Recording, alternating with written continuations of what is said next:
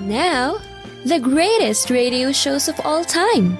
Suspense. The Shadow Node. Washington calling David Harding, counter-spy. Classic radio theater. The Great Gildersleeve. Fibber McGee and Molly. Dragnet. Gunsmoke. The Lone Ranger. Now, step back into a time machine with your host, Wyatt Cox. Good evening, friends of the Inner Sanctum.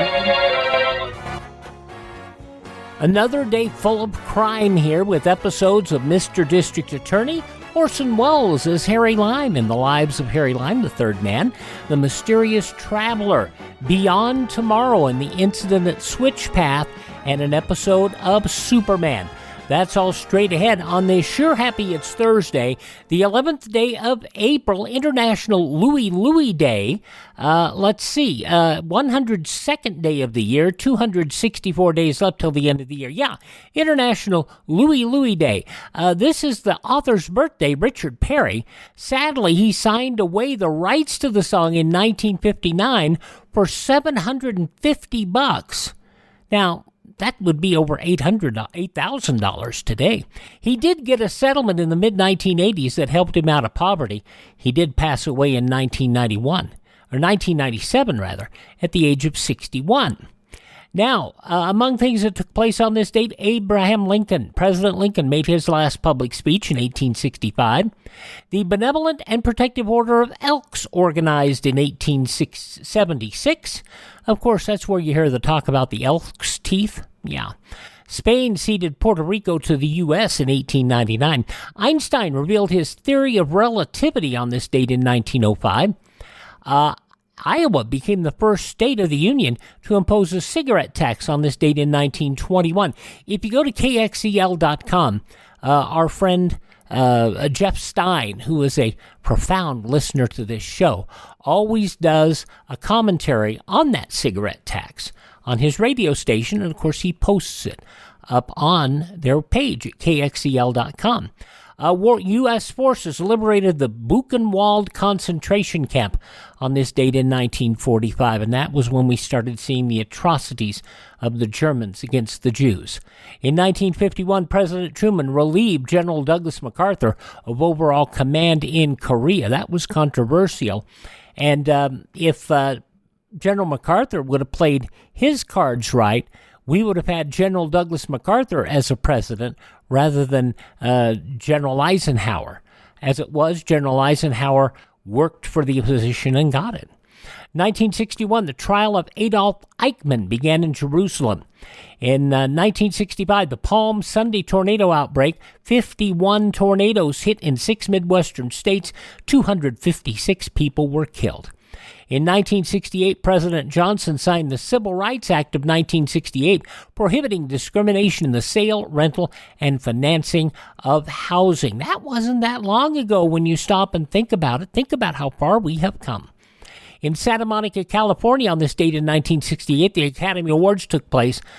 Bob Hope, the host, had words regarding the recent killing of Martin Luther King Jr.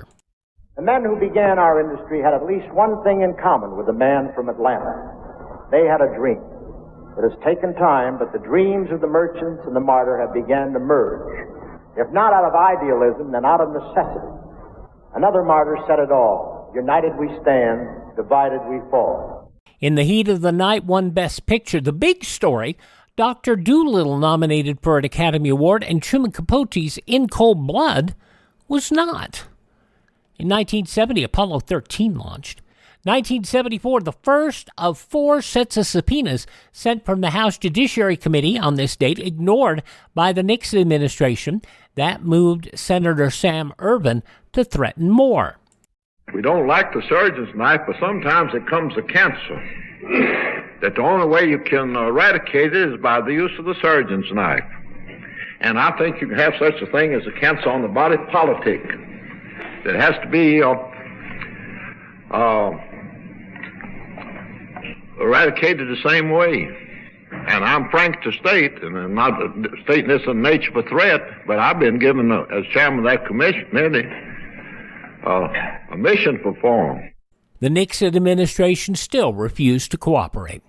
President Reagan returned to the White House on this date in 1981 from the hospital 12 days after he was wounded in an assassination attempt. In 1988, Cher won her only Academy Award for Best Actress in the movie Moonstruck. I don't think that this means that I am somebody, but I guess I'm on my way. Thank you. Cher had been nominated for Best Actress in a Supporting Role 4 years earlier in Silkwood. In 1996, 7-year-old Jessica Dubroff was killed while attempting to become the youngest person to fly an airplane across the United States. Why decide to do this sort of what many think would be a dangerous trip? Well, I believe it was my dad's idea. 24 hours into her flight, her general aviation aircraft crashed after takeoff from Cheyenne Regional Airport in Cheyenne, Wyoming. The accident and its associated publicity led to federal regulation that prohibits anyone who does not hold at least a private pilot certificate and a current medical certificate from being allowed to manipulate the controls of an aircraft during any record attempt, aeronautical competition, or aeronautical feat. The detained crew of a U.S. aircraft that landed in Hainan in the People's Republic of China after a collision with a J-8 fighter released on this date in 2001. Charges dropped against 3 former Duke University lacrosse players who were falsely accused of rape. And in 2021, 20-year-old Dante Wright shot and killed in Brooklyn Center, Minnesota by Officer Kimberly Potter, sparking protests in the city. Potter reached for her gun instead of her taser, got confused, and that was an error. And I understand the riots, but these people who put their lives on the line make mistakes too. They're human. Passing away on this date in history, the man responsible for Yes, Virginia, There Is a Santa Claus, Francis Barcelos Church. Also, Mexican actress Dolores Del Rio, the Pointer Sisters' June Pointer, actor Roscoe Lee Brown, author Kurt Vonnegut, the very, very funny Jonathan Winters, and Jay Giles of the Jay Giles Band, all passing away on this date in history. Birth dates on this date include Secretary of State for 4 presidents, Dean Acheson, from mannequin and designing woman, Meshach Taylor, and the 8-time National Wrestling Alliance heavyweight champion, the very, very tough Harley Race. He got stabbed. He did. He got stabbed not in the wrestling ring. He got stabbed after when there was an incident going on. A man was beating up a woman. Harley tried to intervene, and he got stabbed. He recovered. He also suffered through a major car crash, and they thought he'd never walk again. But he did. Harley Race, born on this date back in 1943. We lost him just a few years ago. He got to 76 years of age, which for what he did in the ring was amazing. Hi, this is Jeff Foxworthy. It is now time for the birthday announcements. The following people are now officially older than dirt. Bobby Kennedy's wife, Ethel Kennedy, turns 96 today. From Cabaret, Joel Gray, 92. From Mary Hartman, Louise Lasser, 85. Lisa Stansfield, All Around the World Tonight, 58 years old. You knew him in the ring as Dustin Rhodes, Gold Dust, Black Rain. He's been wrestling for 26 years. The son of Dusty Rhodes, the American Dream. Dustin Patrick Runnels, 55 years old, and still wrestling. At 55, I had trouble getting out of bed in the morning. And singer Joss Stone is 37. Those just a few of the people who celebrate the 11th day of April as their birthday. If this is your birthday... Hi, we're the 4 freshmen, and we just want to say, Happy birthday to you! We'll have a news segment coming up a little bit later from the news of the 11th day of April, 1950. But we first are going to start off with Mr. District Attorney, starring Jay Jostyn from 73 years ago, April 11th, 1951, in the case of the Money Machine. This is Classic Radio Theater, and I'm Wyatt Cox.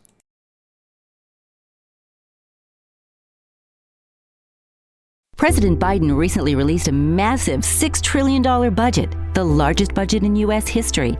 And guess who pays the bill? That's right, you, the American taxpayer. American citizens and business owners will be paying more taxes. That's a fact. And if you owe back taxes, they will be coming after you to collect payments. In fact, President Biden also hired thousands more IRS agents to go after you. If you got a letter from the IRS and you know you owe back taxes or you haven't filed in years, don't put your head in the sand. Call us today. We've saved our customers millions of tax dollars. One quick, free phone call will show you how we can reduce your past tax bill and save you thousands. Guaranteed, or you pay nothing. Call now. 800-932-1431. 800-932-1431. That's 800-932-1431. Paid for by the Tax Helpline. By the way, I get complaints from our YouTube listeners that such and such a show isn't up and why isn't there a show for this date? We do a show every day. The problem is YouTube blocks some of our shows because they don't like something that's talked about in the news segments, or they don't like some audio that's played, or this or that. And quite frankly, you're best served by picking us up through the Spreaker app. You can get us, a lot of you get us through Apple Podcasts. We're up there. You can get all the directions by going to classicradio.stream and read there about how to do it.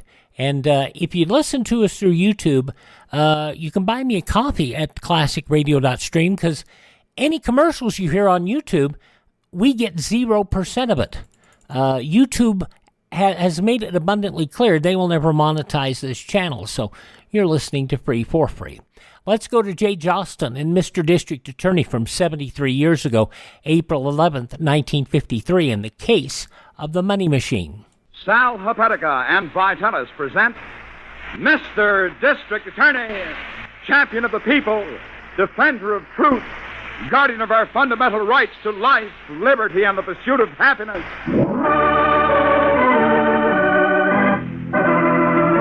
And it shall be my duty as District Attorney not only to prosecute to the limit of the law all persons accused of crimes perpetrated within this county, but to defend with equal vigor the rights and privileges of all its citizens.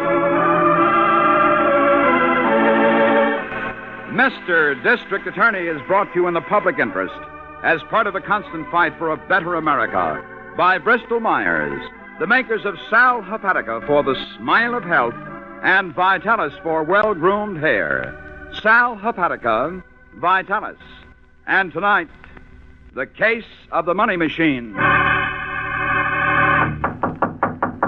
Who is it? Let me in, Joyce. I got him with me. Is he all right? He won't get violent or anything. Oh, of course he's all right. Sit down, Frank. Take off your coat. Can he understand, Emil? Take off your coat. You hear me, Frank? I understand. I was worried sick. I still am. Worried? You just sit there, Frank. You don't have to talk. Oh. Did it go all right? Yeah, there was nothing to it. I slipped in the back door of the asylum, got him out of his room, and here we are. Didn't take an hour. You sure they won't miss him before morning? Oh, look, Joyce, I told you I used to work in the joint 3 years ago. I took care of cases like him. Oh, I know, but won't they find out? He's just like a lump of putty or something. You set him down and he stays there. Well, he doesn't look crazy, I'll say that for him. No, he lives in a state, something like that. They got a lot of them like him. Always seem to be thinking about something a million miles away. Frank? Frank. Now leave him alone. He's all right. Give him a pan of water after a while. We'll keep him in the back room until we hook up with the carny. A pan of water? Like a dog? I don't want him cutting himself on any glass, kid. He's a little money machine. I still wonder if it'll work. No carnival wants a guy working who ought to be in a hatchery. Well, who's going to know? He'll be a sensation, I tell you. We used to turn him on all the time when I worked the hospital. Turn him on? Yeah, sure. The doc explained it one day. He's got a mind for figures, see? That's why I thought we'd bill the act as the lightning calculator. You like it? Ask him something, Emil. You know, just like you were a square in the crowd. Oh, sure. He likes it. All right, Frankie. Here's one for you. You ready? Look at the way his eyes light up. Go on, ask him. Oh, yeah, sure. Multiply, Frank. 3, 6, 9, 2, 1, 8. Got that? 369,218. Times 403. Got it? Times 403. All right, boy. What's the answer? The answer is 148,794,854.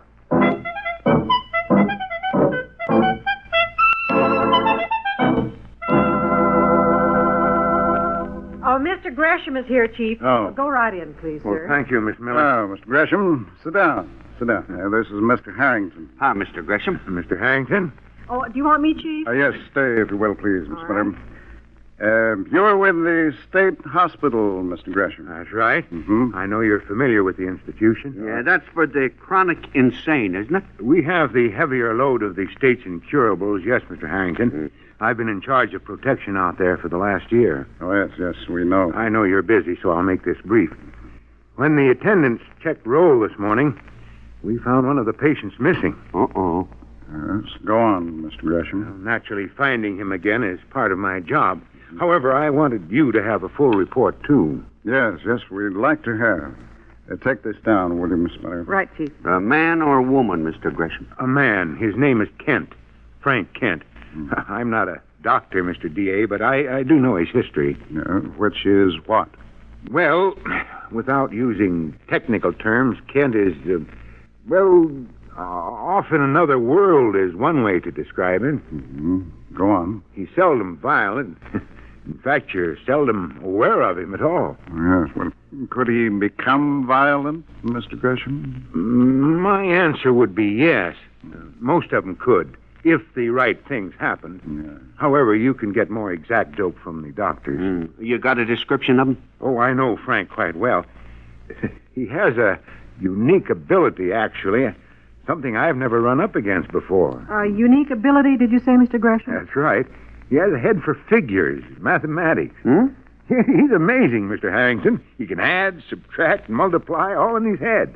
And all in a matter of seconds. No matter how complicated the numbers? Well, I've never seen him stumped yet. Yes, there are cases on record like that. Some of them phenomenal. Yeah, how did he escape, Mr. Gresham? Sometime last night, his door was open from the outside. Maybe some other patient. No, Mr. Harrington, that's literally impossible. There are too many doors to get through. And you have no idea where he might be now? I know Frank's habits, Mr. D.A. I think perhaps I can trace him. Where I need your help, though, yes, we want to know who opened that door.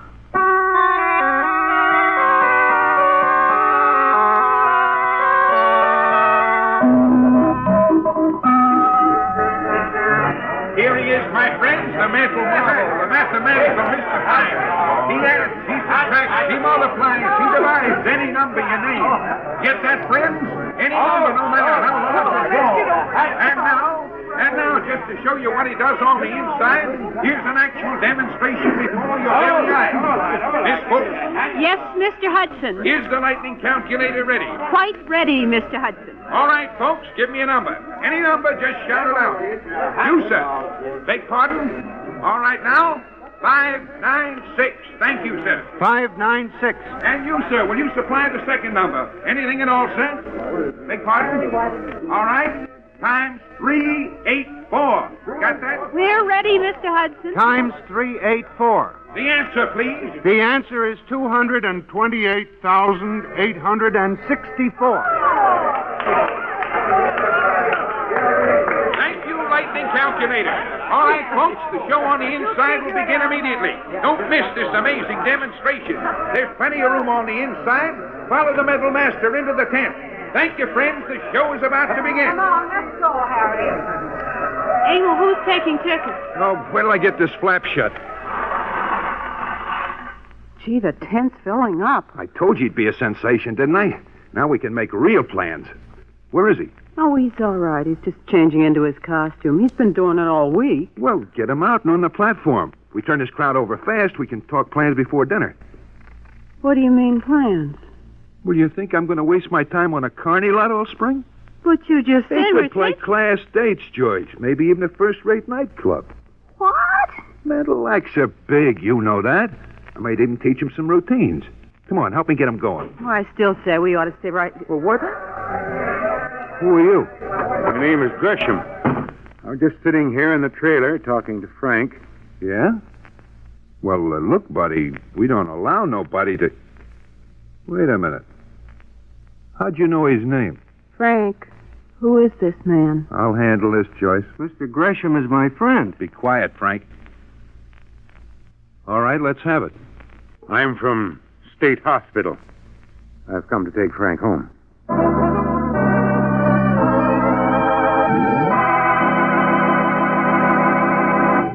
In the morning, when you awaken with a dull, headachy feeling because you need a laxative, you want relief, fast relief.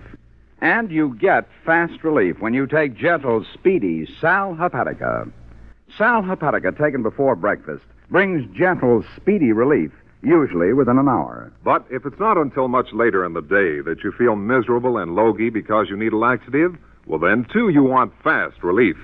And for fast relief, take sparkling Sal Hepatica 1/2 hour before dinner. Get Gentle Speedy Relief before bedtime. Yes, for really fast relief, anytime, morning or evening, take Sal Hepatica and avoid laxative lag. That feeling of discomfort that continues for hours until the ordinary slow-acting laxative brings relief. What's more, because Sal Hepatica is antacid, it will also sweeten a sour stomach.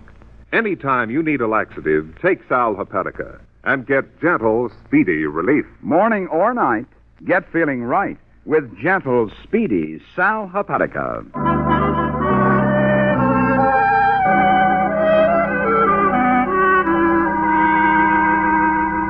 We'll just use this desk here in the hospital boardroom, Harrington.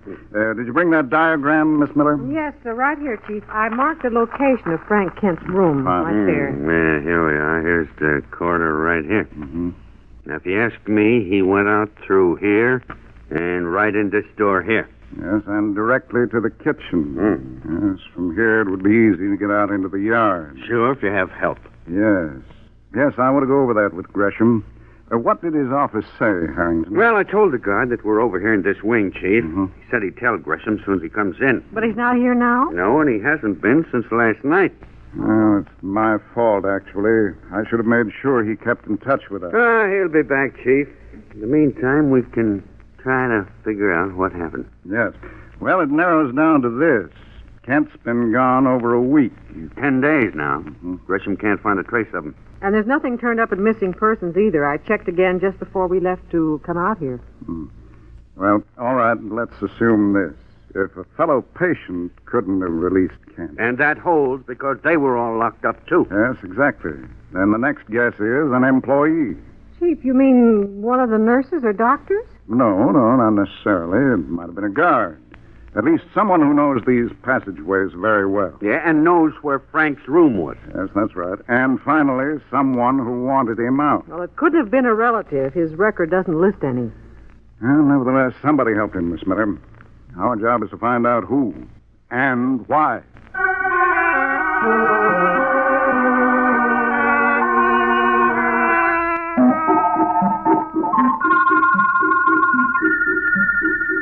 Don't worry about Frank, Gresham. Joyce will bring him right back here to the trailer. As soon as the show is over? I promised you, didn't I? You don't want that audience to riot, do you? Well, all right. Can't be much longer. Well, it sure was a surprise to me, I'll tell you that. You care for a drink? No, thanks. What was a surprise? Finding out Frank was in a nut house.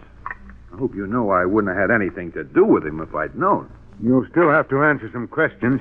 As I explained, there's some doubt about how Frank got out. And you got me. He turned up here in the carny, and I hired him. That's all I know. Mm-hmm. You've always been with the carnival? Yeah, for years. What makes you ask that?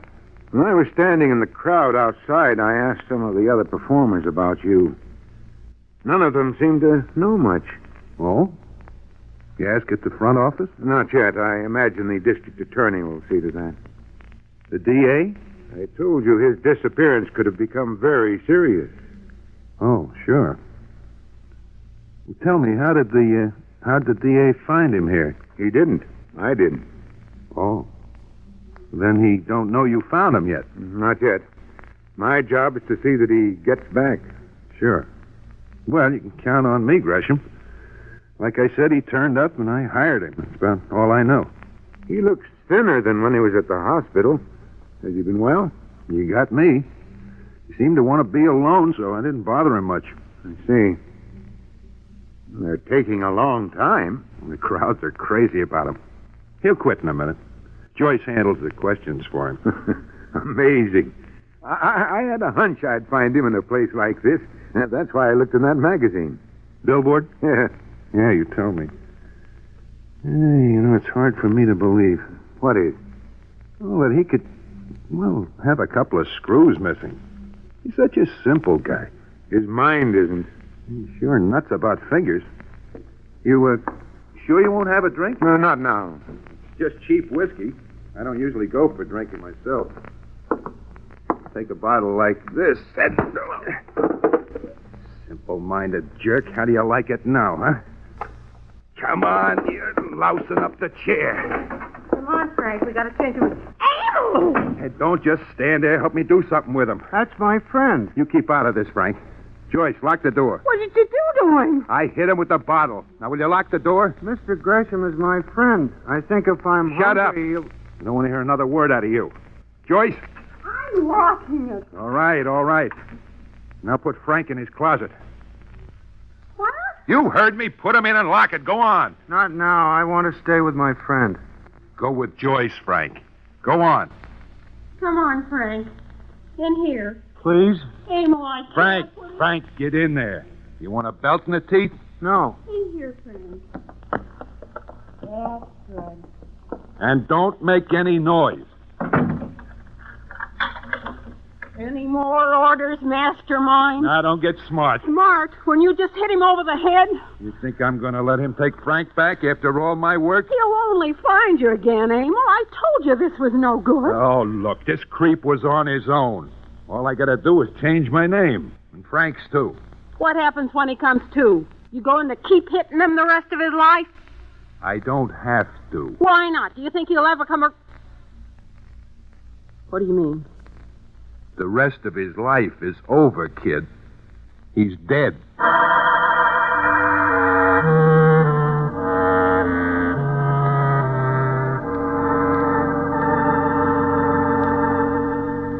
I'm sorry, Harrington. I was so shocked when you told me it was Roy Gresham. I didn't get all the facts. I know how you feel, Chief. I couldn't believe it either. Harrington, you said he died from a blow on the head? Yeah. Doc Hogan's got him downstairs in the morgue now. Where was his body discovered? In a boxcar. What? Yeah, in a boxcar on the railroad side, Miss Miller. Switch out about 10 miles out of town. His death occurred there? No, I doubt it, Chief. There weren't any signs of fight or anything. It's more like somebody killed him and then threw him in the empty car. Yes, well, we'll know more when Dr. Colgan's through. How about his effects? Everything was on him. Keys, identification, billfold. How much money? About $40. Stuff's all coming up in an envelope. Jewelry? Yeah, watch, ring, the usual. I see. Now, robbery is pretty well ruled out then. I think so. Yes. Get the state hospital on the phone, will you, Miss Miller? Oh, sure, right away, Chief. I asked Gresham if Frank Kent could turn violent. And he said if the right things happen. Yes. I wonder if they did.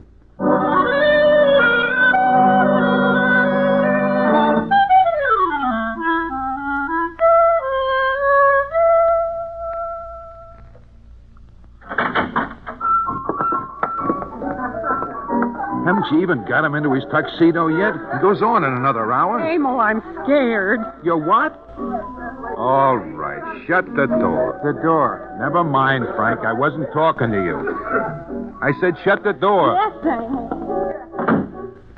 Now, there's nothing to be scared about, Joyce. You saw the papers this morning. They barely mentioned that bum from the hospital. I mean here. This isn't a carny anymore, Emil. This is a nightclub. Hey, you're telling me. $40 a night. The police will be looking for Frank. Don't you see that? More than ever now. So what? So what? When they find Frank, they'll know about that man. Ah, you think I'm a dope? You think I ain't got that squared away? Joyce, shut up. Look, kid. Who was looking for Frank? Gresham, wasn't it? Mr. Gresham. Shut up or I'll throw you in the closet. What if they do find him? But who will they think killed him? Me? Or a nut who escaped? You mean you're going to tell them Frank killed him? Mr. Gresham. I'm telling nobody nothing.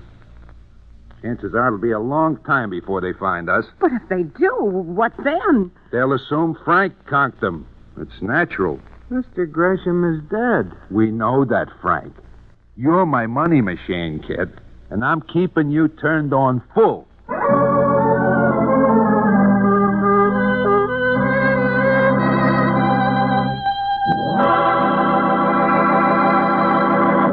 Listen now to some good grooming advice. Every Jane and Judy and Alice goes for guys who use Vitalis. They have handsome, healthy-looking hair when they give it live-action care. So be one of those well-groomed guys. Well-groomed and Vitalis-wise. For live-action care of your scalp and your hair. Get Vitalis. Do more than just keep your hair well-groomed. Keep it neater in a natural, healthy-looking way with live-action Vitalis Care. Vitalis and the 60-second workout wakes up your scalp. You actually feel the tingling difference, and she'll see the difference in your hair. Yes, be one of those well-groomed guys. Well-groomed and Vitalis-wise. For live-action care of your scalp and your hair. Get Vitalis. Yes, get Vitalis.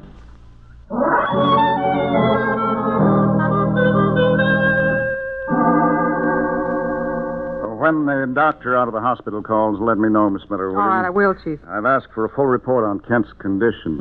At least if we understand his illness, we'll know what to expect. And where to find him? Yes, I'll get that. Oh, all right. Maybe the doctor. Yes? Chief? Harrington. I got news. Yes, where are you? About 2 miles from that railroad site. Oh, where Gresham's body was found? That's right. I found a carnival playing a field out there. A carnival? Yeah, Chief. This falls right into our lap. Remember that half-a-ticket stub we found on Gresham? Yes. Did you trace it? Yeah, sure, through the printer. Gresham got it when he paid admission to this carny last night. A carnival. Of course. Well, sure, you can just about guess the rest. Yeah. Frank Kent was in the sideshow here until this morning. Yes, who with? Oh, a guy named Emil Hudson. Oh, and a dame. Emil Hudson. Yes, that's right. Why, the name mean anything to you? Yes, it means plenty, Harrington. His name is on the personnel records of the hospital. Huh? Yes, he used to work there. Oh, brother, this is really narrowing down. Well, all right, let's finish it then. Can you get a lead on where they are now? Well, Chief, we're stymied there. Yes? Looks to me like the three of them pulled out for good.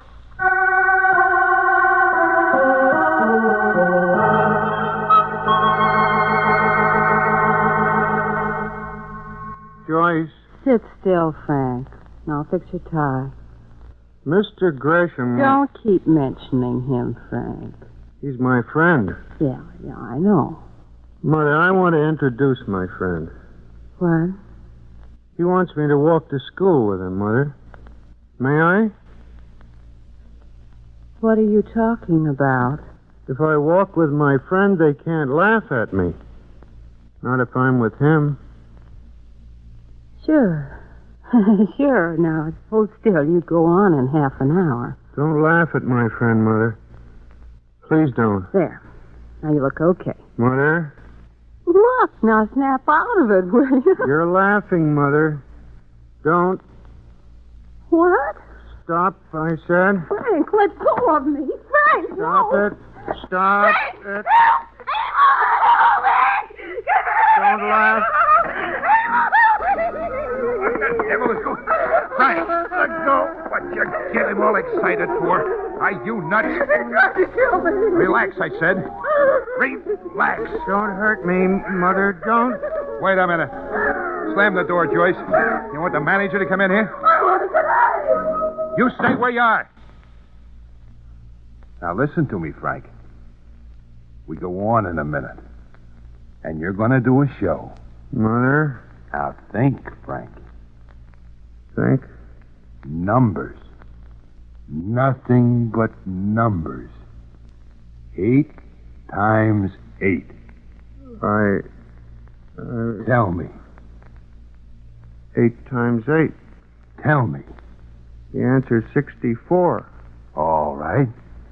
8, 9, 6, 5 times 4, 6, 9.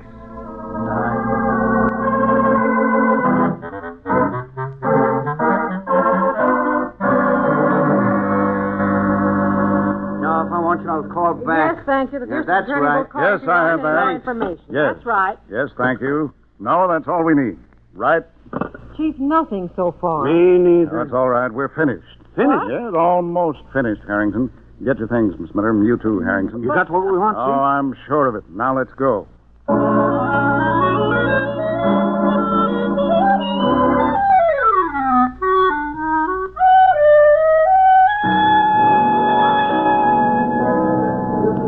If I may have your Well, this is quite a change for me, Harrington. ladies and gentlemen. I don't get to nightclubs very often. No, me neither, Chief.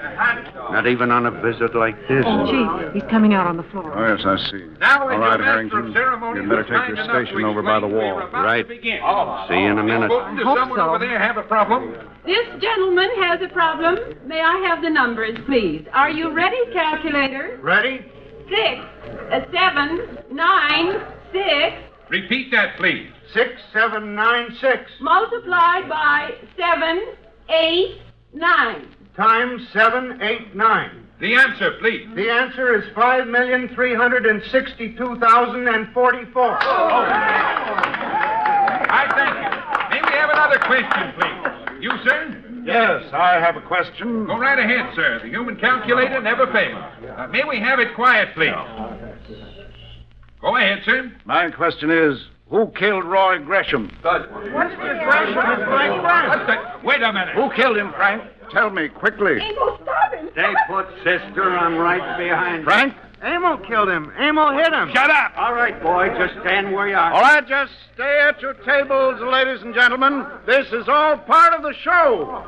Brophy's at the door, Miss Miller. See that he takes charge of Frank, He's will you? all right, Chief. He isn't moving out of his chair. Let go of me, you clown. What are you trying to do? Amo, make him stop. All right, take them out the side, Harrington. Come on, both of you. This show is over.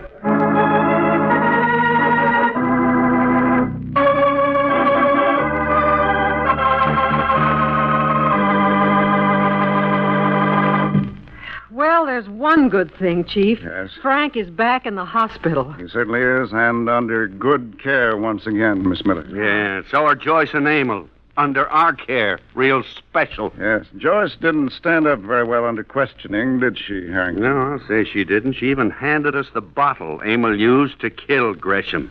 Complete with fingerprints. Well, Chief, actually, you didn't need Frank's statement at all, did you? No, Miss Miller, but it helped to unnerve both Joyce and Emil. That, and it gave them no chance to get together on their stories. And that's why she broke down so readily. Oh, it was a cinch. After that ticket stub led us to the carny, all we had to do was phone nightclubs until we found one that had just booked a mental act. Yes, Emil boasted that he'd put Frank into a nightclub, Harrington, and some of the carnival people were only too glad to give us that suggestion. Yeah, some suggestion. We find them waiting for us. Well, Frank sure got a mind, all right. I'm glad he's got a good care now and in a place where he belongs.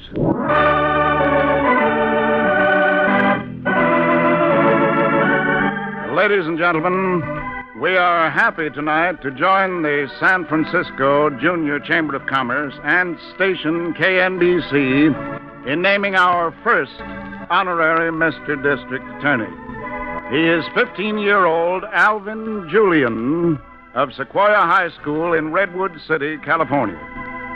Alvin, at great personal risk, lowered himself into a narrow drain pipe to rescue a 13-month-old baby that had fallen 10 feet into the pit. Our first honorary Mr. District Attorney, Alvin Julian. Information on how you can become an honorary Mr. District Attorney can be supplied by the station to which you are listening.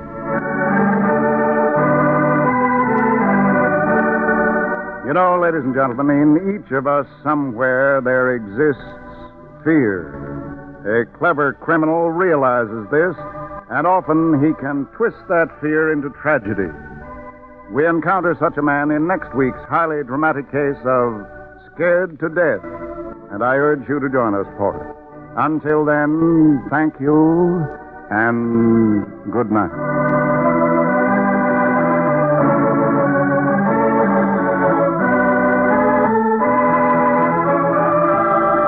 The next time you have a headache, take Bufferin because Bufferin acts twice as fast as aspirin. Here's why. You see, no tablet, no powder can relieve pain until the pain-relieving ingredient enters your bloodstream.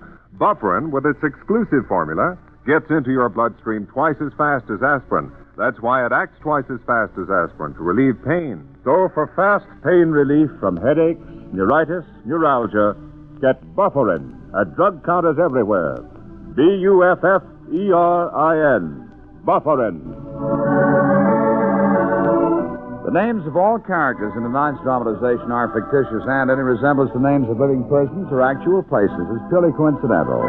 Our stars were Jay Jostyn in the title role, Len Doyle as Harrington, and Vicky Vola as Miss Miller, with music by Charles Paul. The program was produced and directed by Edward A. Byron and written by Robert J. Shaw. Mr. District Attorney was originated by Phillips H. Lord. And remember, Sal Hepatica for the smile of health, Vitalis for well-groomed hair.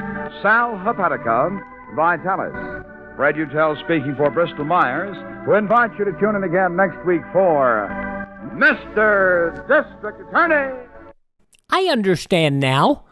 They don't like the Sal Hepatica commercials.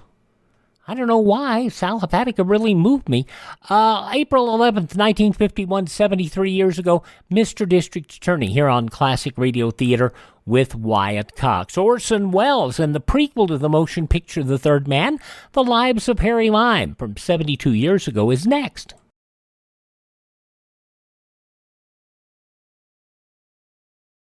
In times of economic uncertainty and chaos, your money means nothing. You may not even be able to get it from your bank or ATM. And the money you do have in the stock market will go down and down. What you can bank on is gold and silver. Gold and silver have been a reliable and trusted form of currency for thousands of years. Gold and silver have never been worth zero, and typically gold holds its value during economic turmoil. Call the Gold Hotline now and learn how to protect your money and your assets with gold and silver. And learn how to set up a new IRA or roll over your current one into a gold-backed IRA.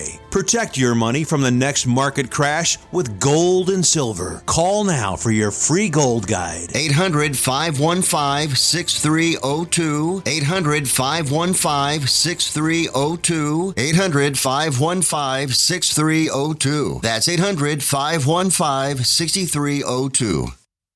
Now on Classic Radio Theater with Wyatt Cox, an episode of Orson Welles' The Lives of Harry Lime, The Third Man, from 72 years ago. April 11th, 1952, and The Man of Mystery.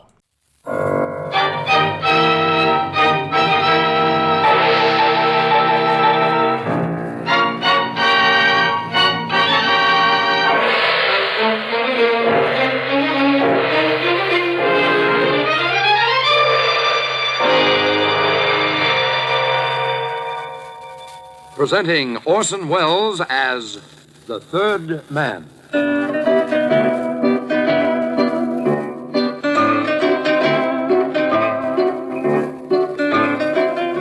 The Lives of Harry Lime. The fabulous stories of the immortal character, originally created in the motion picture The Third Man, with zither music by Anton Karas. One late afternoon a couple of years ago, A plane was sighted about 70 miles out of the Orly airport in Paris. It was a private plane of medium size, and nobody was in it. Nobody at all. The plane, keeping its course steadily toward Paris, was flying itself. Why was it empty? Who had been flying it? And why and in what circumstances had they left it? Well, thereby hangs the tale.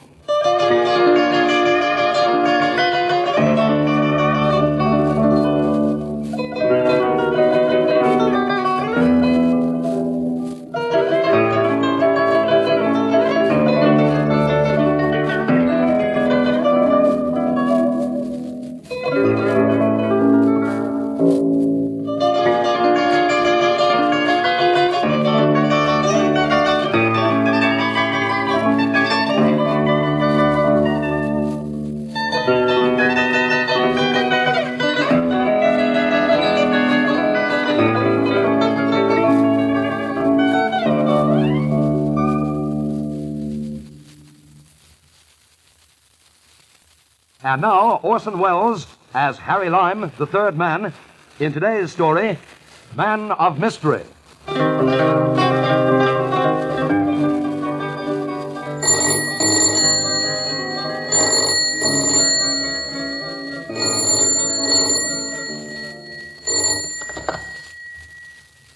Monsieur Gregory Arkadin, calling Monsieur Harry Lime. Yes, Harry Lime speaking. One moment, please. Hello? Hello? Hello, this is Gregory Arkadin. Yes? I am at the Hotel de Cap in Antibes. Come and see me tonight. I have a job. Well, I'm in Vienna. Well, there isn't a plane out of here until Saturday. I am sending you mine. Your what? My private plane. This is Arkadian speaking. Oh? Gregory Arkadin. You know who that is? Oh, yes, I think so. You think you know who is Gregory Arkadin? My friend, that is wonderful answer. More wonderful than you guess. I see you soon, Mr. Lime, yes? After dinner tonight. Hello?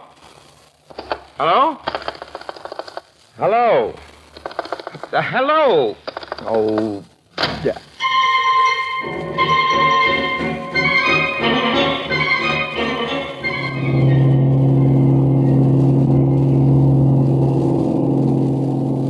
And sure enough, just as the great Mr. Arkadin had willed it, there I was on that famous plane of his. And promptly after dinner, there I was at the Hotel de Cap, which is in Antibes, which is in the south of France. Science is wonderful, and so is money.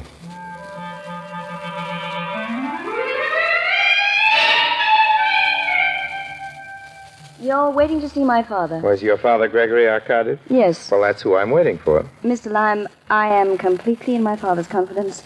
We are extremely close. He tells me everything, but he hasn't said a word about you. What is your business? Oh, I dabble, Miss Arkadin. I dabble in a variety of sordid things. I see. If you'll sit down, I'll tell my father you're waiting. I sat down like a good little boy on the edge of the chair. I lit a cigarette and crossed my legs and tried not to look impressed about the fact that I was going to meet Gregory Arkadin. But it wasn't any use. I wasn't even fooling myself. Here he is, Father.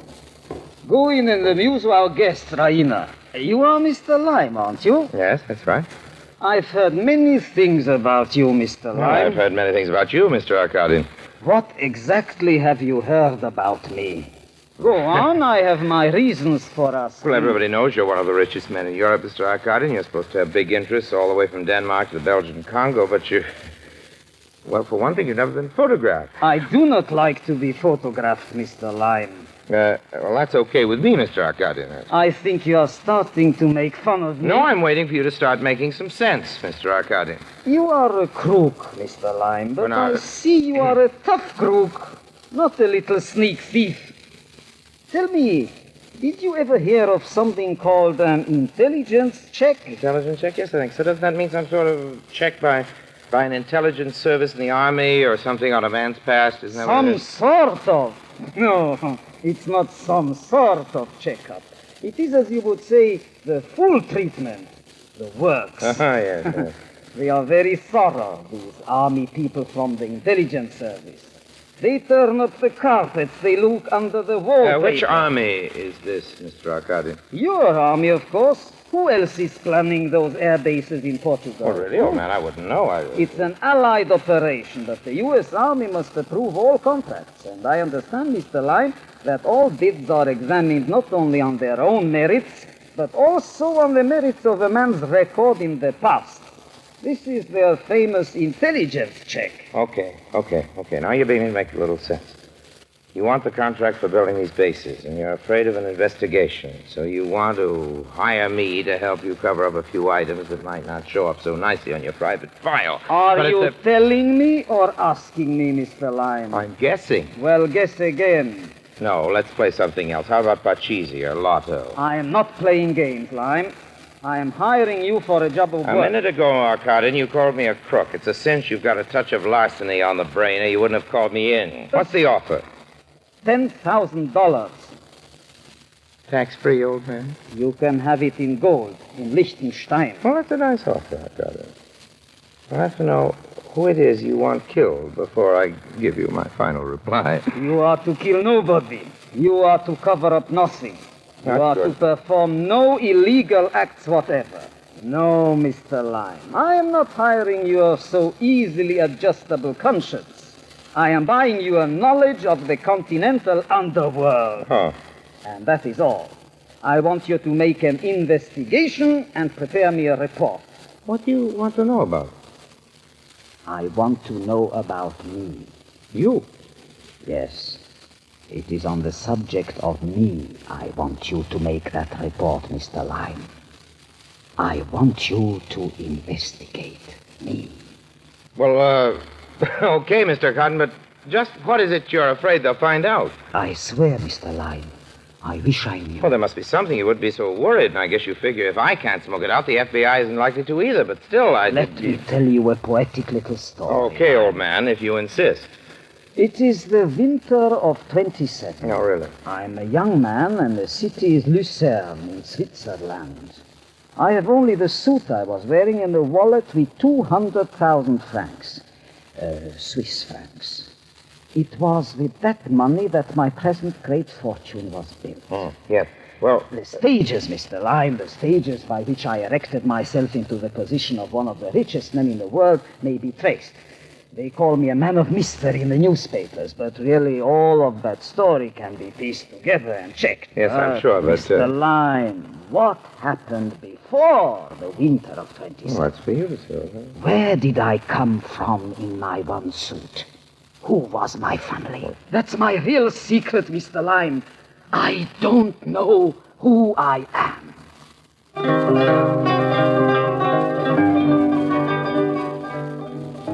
So that was my assignment. Tell Mr. Arkadin who he was. Yes, old Doc Harry Lyme was supposed to cure a slight case of amnesia, which had only been pestering the patient for the last 20 years. Right away, I could see that this little caper wasn't going to be any kind of a cinch. Well, there was plenty of cash, unlimited traveling expenses and all that. But as far as a cue or a clue to the facts about his own distant, mysterious past, Gregory Arkadin was just about as helpful and as chatty as a clam. Now, look, Mr. Arkadin. Arkadin. Okay, Arkadin. Pronounce your name any way I want to, but... Hey. Now, wait a minute. How do you know it's Arkadin? I know my own name. Who says so? I say so. And who are you? That's what I am paying you to find out, Mr. Lyme. Exactly. So what makes you so sure about your name? Maybe it's really the name of a town or a candy bar you happen to be eating. Maybe it's the name of the man you murdered. You think that's how I got the money, Mr. Lyme? By committing a murder? Mr. Arkadin, I don't know how you began, but I know the best way to begin finding out. How's that? Isn't it obvious, old man? By assuming the worst.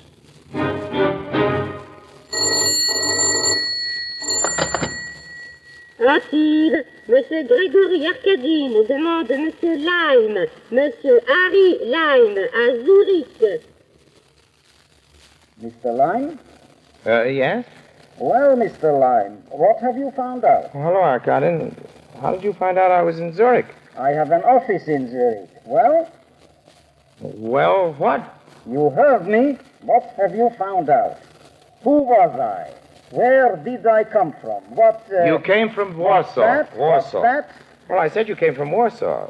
That's in 27. I'm not sure where you came from originally, but your tailor thinks that... what? Your tailor, the one who made your clothes when you first came to Zurich. He's dead. The one who owned the shop, not the cutter. You probably never noticed him, but he remembers you. And what's more, he remembers the label in the first coat you were wearing. What label? What did it say? Well, he doesn't know. All he remembers is that the coat was made in Warsaw. That the coat isn't much? was made in... No, it's not much, but it's something. Well, what are you going to do now? You can't get a visa for Poland? No, but an awful lot of Poles left home since 27. You mean refugees? Oh, that's right. But they went everywhere, all over the place. That's right. Well, where are you going now? Well, I'm going to look up a few Poles. But where? Just where you said, Mr. Arkadin. Everywhere. All over the place.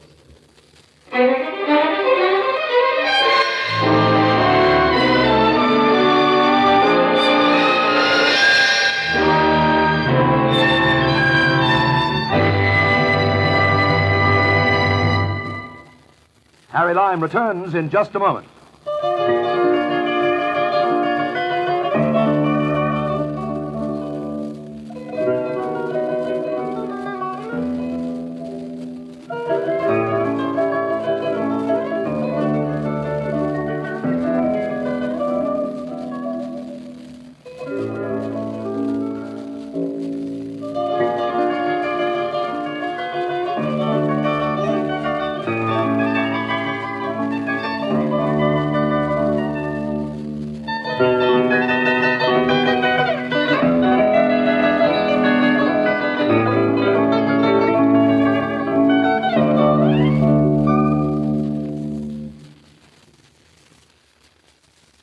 And now Orson Welles as Harry Lime, the third man, continues in today's story, Man of Mystery.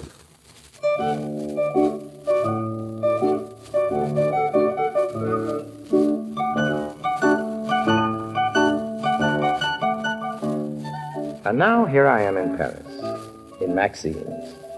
I'll spare you all the sordid details. What matters now is that my dinner companion is a vendeuse at a couturier's, which means her profession is helping Jacques sell all those dresses of his. She is Polish, this dinner companion of mine, a refugee. And this is partly because I am closing in on that section of the population, and she is also a very classy dish indeed, that section I'm closing in on. The name is Baroness Nagel, and by this time we're leaning across the empty coffee cups, making eyes at each other. I'm enjoying myself, you know. I didn't think I would. Go ahead. Enjoy yourself all you want to. I'm on an expense account. Do you mind if I ask you a rather personal question, No, Baroness? I don't think so. I'd like you to tell me something about the criminal underworld of Warsaw. For a couple of years, Mr. Lime, and only because my family needed the money very much. Yes, I was know that attached is, to the Warsaw police. The police? I think I was helpful. Imagine. But the truth is, I was only used on one case as a sort of wooden duck. How you call it, a decoy. There were several of us, all working to break up the gang of a certain criminal called Sophie. Sophie, huh? It was all frightfully sordid. yes, One I isn't imagine. a brute, but still one was glad actually to be useful in breaking it up. It was a pity the leader was never caught. So the leader, Sophie, never got away. What was her full name, Sophie? Does it really matter? Well, it might, yes, quite a lot. She's been married since. Well, do you know the man's name? I will look it up for you. Apparently she's very respectable now and has nothing to fear. Well, I thought they were very strict about people with criminal records in Argentina. Oh, yes, not Argentina No? and not Brazil, Mr. Lime. No? And do not imagine you can trap me so easily. You know what? I'll bet you a couple of $100 I can trap you, Baroness. Let's make it 500. That's more sporting. 500, well, 300. That's sporting enough. I'll write the address of this lady, Sophie, on the back of this menu, and you write your version of it on yours. Okay. Well, I've written my guess. Smith. I don't suppose it's right. Let's see how I did. Smith. Well, show me what you wrote. I would like to see, first of all, the stakes. All right. 1, 2, 3. And now let's see what you wrote, Thanks. Signora Carlo Martini 77th Avenida Libertad, Havana, Cuba. Well, you win, Baroness. I did come within a mile of it.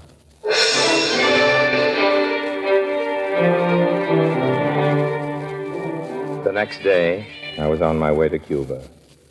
And a little time after that, I was in my room in the hotel in Havana. It was after midnight. Yes? Just a minute. Hold on. Mr. Arkadin calling. Okay. Hello? How are you coming, Oh, Lloyd? fine. I couldn't be better, Mr. Arkadin. Got the goods on you. What? Well, the dirt, all of it. That's what you wanted, wasn't it? How you mean dirt? Well, I know all about before 27. What? Before 1927. I know what you were up to in Warsaw. Warsaw? Can you prove it? Sure. What's your room number? Maybe you didn't understand. I'm in Havana. So am I. I said Havana. I heard you. What's your number? 208. I'll be right down.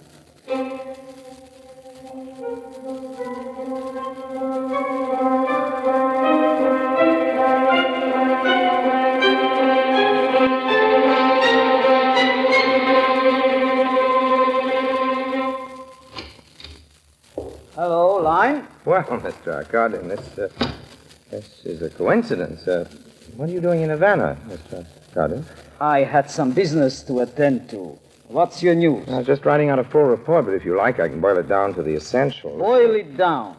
Sophie Wyszynski is living. She's married bigamously, and her real husband, a character known as Oscar, is blackmailing her. What of And it? Oscar's a hophead. He takes heroin in large doses. What's that got to Well, do I managed with to me? lock Oscar away for a few days in a shack outside of town. I didn't give him any junk, and after a while he started talking. He talked quite a lot, Mr. Arkadin. It's all going down in the report. Never mind the report. What did he say? Well, okay, I'll give it to you. Since you're asking, there were 7 members operating in the gang headed in Warsaw by Sophie Wyszynski. 3 of them are dead. 2, Andre Bloch and Jacob Heschelies, are behind the Iron Curtain. Oscar, I've told you about. Well, that leaves 1 more. His name was Akim Athabadze. And in 1927, Athabadze absconded with some of the loot of the gang. The gang never found him, but I have another source, and I'll tell you about that later. But I've managed to trace Mr. Athabadze to Zurich, where he changed his name. Does that mean anything to you? Why should it? Well, supposing I should tell you that the name he took was Arkadin. Gregory Arkadin. You'd have to prove it. I can. You're positive? Positive. You spoke of sources. Who are they? Well, it's very involved, Mr. Arkadin. I'm tired. I'd rather put the whole thing down in an orderly way in my report. And when will that be? Well, I'm leaving Cuba tomorrow, and then I'll have all the facts assembled in Paris, and I'll put it down by the end of the week and give it to you. I see. I hope you're mistaken, Mr. Lyme. It would be a terrible thing if what you tell me is true. I'm not mistaken. Well, whatever happens, say nothing of this to my daughter. Absolutely nothing. Do I have your word on that? Of course. I wonder if you could possibly guess what an awful thing it is. To have only a conscience. A conscience. And no memory at all.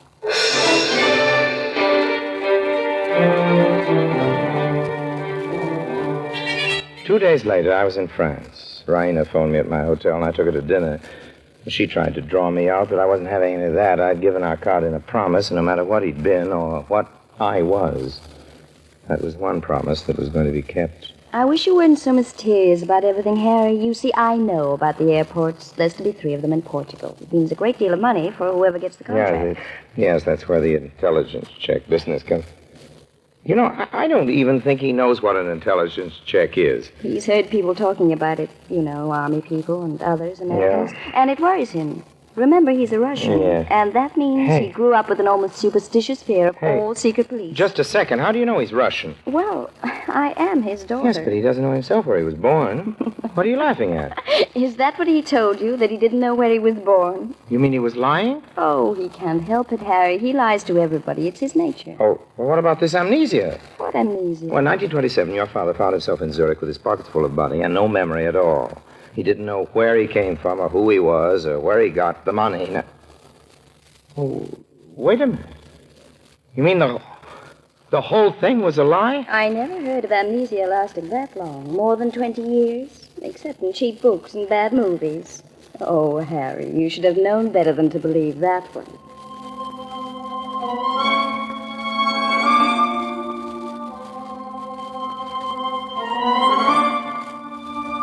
So he'd been lying. Lying all the time. He knew his past, as well as I knew my own. Well, just as I was absorbing that, the news came from Cuba. A friend in Havana sent it to me, a clipping from one of the newspapers, said he thought I'd be interested. Well, I was.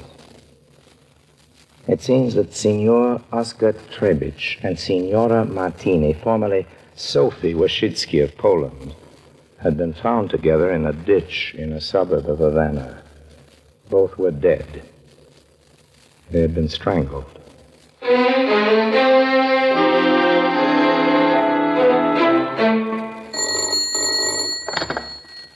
Yeah?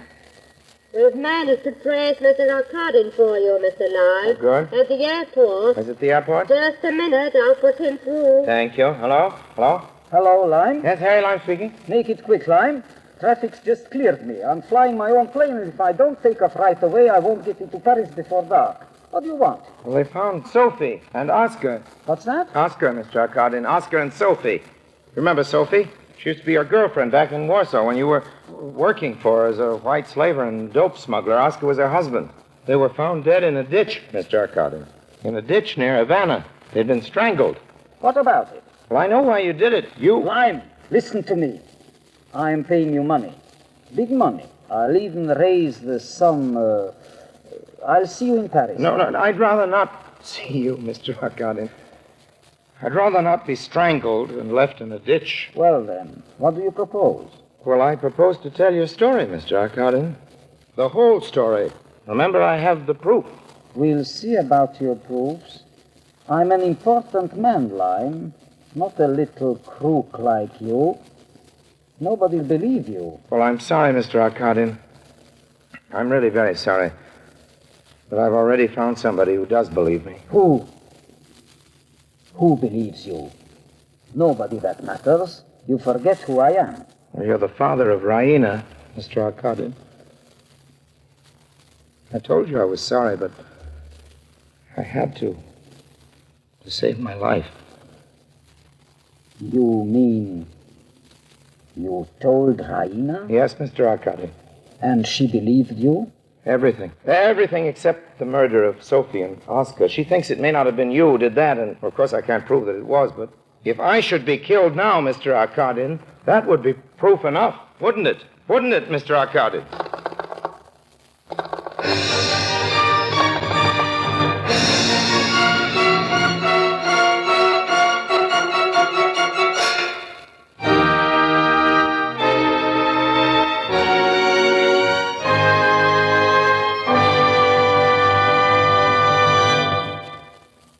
Harry Lime returns in just a moment.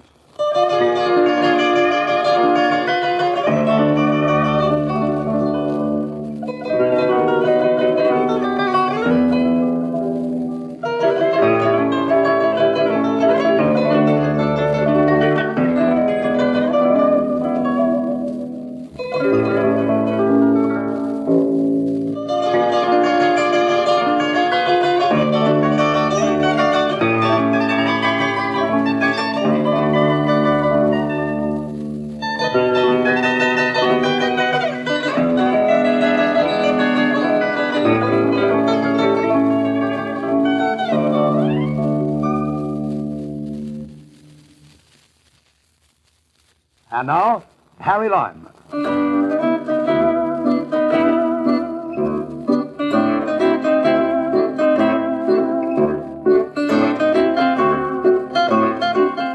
So, that's how the plane happened to be empty.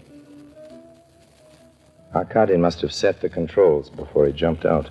But why? Why did he jump instead of crashing? I think because he wanted Raina to know it wasn't accidental. Because he wanted her to realize that rather than face her, knowing she knew about him, he preferred to die.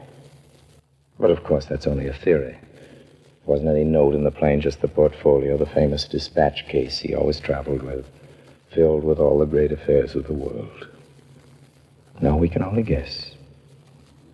Gregory Arkadin remained, even to the last, a man of mystery.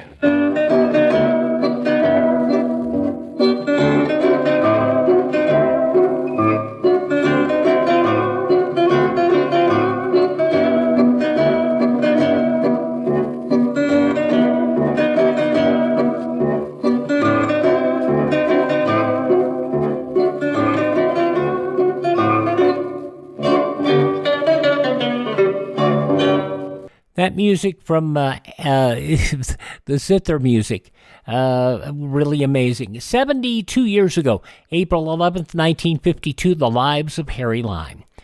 Coming up next, a pair of shows from April 11th, 1950. We start off with a show from Mutual, The Mysterious Traveler, going back 74 years, and Operation Tomorrow.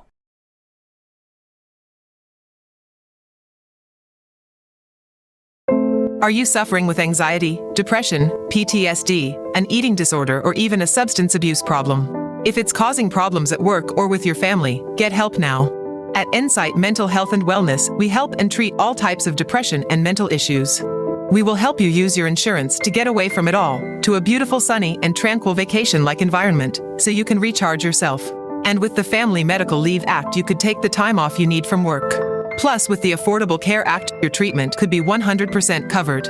If you're suffering from any kind of anxiety, depression, PTSD, eating disorder, or even a substance abuse problem, use your insurance and get away from it all. Come to sunny California. Call Insight Mental Health and Wellness now. 800-281-8944. 800-281-8944. 800-281-8944. That's 800-281-8944. Now on Classic Radio Theater with Wyatt Cox, an episode of the Mutual program, The Mysterious Traveler. And this program goes back to April 10th, first of two shows from April 11th, 1950. And this episode entitled Operation Tomorrow.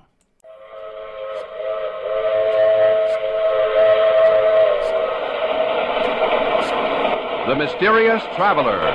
Written, produced, and directed by Robert A. Arthur and David Kogan. And starring tonight two of radio's foremost actors, Leon Janney and Charlotte Holland, in Operation Tomorrow. This is the Mysterious Traveler, inviting you to join me on another journey into the realm of the strange and the terrifying. I hope you will enjoy the trip. It will thrill you a little and chill you a little. So settle back, get a good grip on your nerves, and be comfortable, if you can, as we journey with a young scientist into the unknown future. It's a story I call Operation Tomorrow. My story begins in a scientific laboratory cut out of the solid rock many feet beneath New York's City University. Amidst a maze of electronic apparatus, Professor Wilbur Malcolm, a middle-aged pipe-smoking man, is making methodical tests, aided by his new assistant, Fred Andrews. The main output coils seem to be working the way they should. You ready at the meters, Fred? Yes, Professor. But I wish I knew what we were doing. You will in a few seconds, my boy. Now, wind up that alarm clock and put it here on this lead table in the center of the magnetic field. This old alarm clock? Yes. There.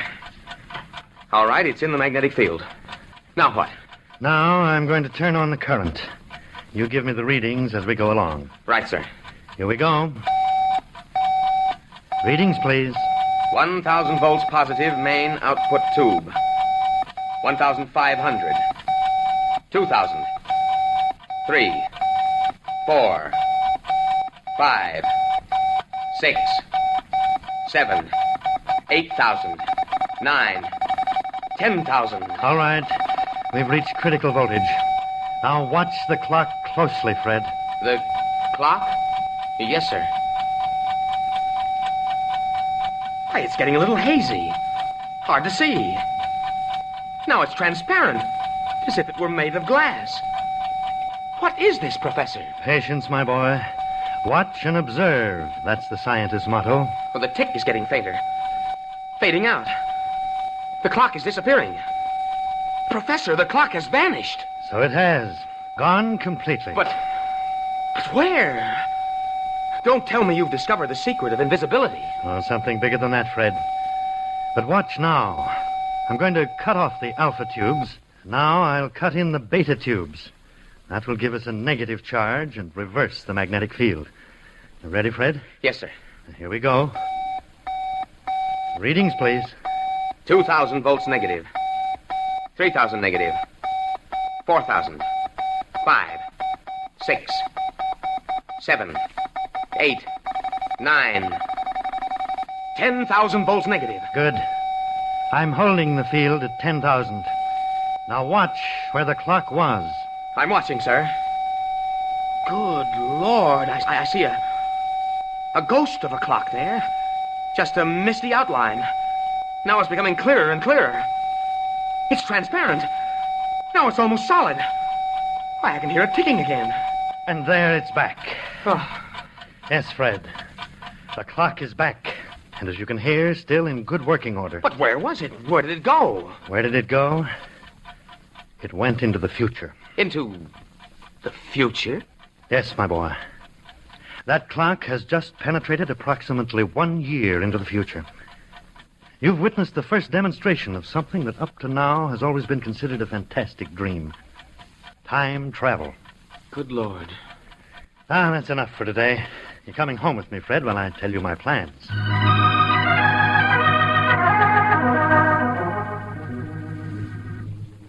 How did you stumble onto this time travel effect, sir? Well, it came about almost by sheer accident. My main purpose, which is a top-secret operation, is to develop electronic controls for atomic spaceships. You mean they've been developed? Oh, no, not yet. But it shouldn't be long now.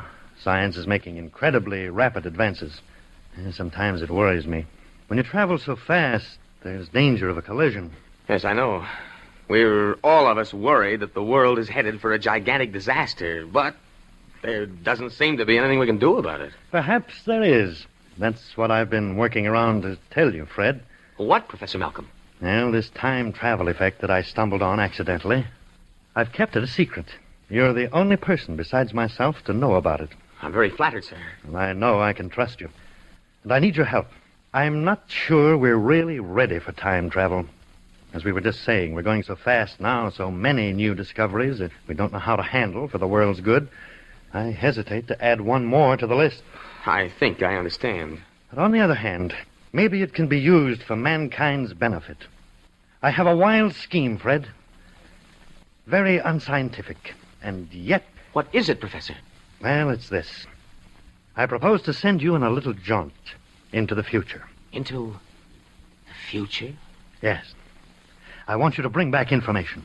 I want to find out what's in store for us mortals of the 20th century, Fred. If it's bad, war, perhaps, just knowing about it in advance may make it possible to prevent it. Do you follow me? Huh. It would be like knowing in advance about a train wreck and then seeing that it doesn't happen. I knew you'd understand. That's why I sent for you. As soon as we've completed our tests, I propose to send you through time 100 years into the future. For days and weeks, Fred Andrews and Professor Malcolm experimented until they were sure it would be possible to send a human being into the future and bring him back safely. At last, they were ready for the big test, for the actual transmission of Fred himself through time. Professor, I'm all ready. Why are you hesitating? Well, Fred, as we've been working, suspicion has been growing in my mind. What suspicion, sir? I don't think this is going to work. But, Professor, we've sent dozens of objects into the future and brought them back. Even live animals. Cats, dogs. Yes, but we've never brought back an object from the future itself. I mean, one we didn't send there. No, that's true. I wonder if... Well, no matter, we'll see. Now remember, gather all the information you can and get back to this spot 6 hours from now. I'll activate the return field then and bring you back to 1950. Yes, sir. I'll do my best. I guess that's all. Good luck, my boy. Thank you, sir. 5,000 volts positive.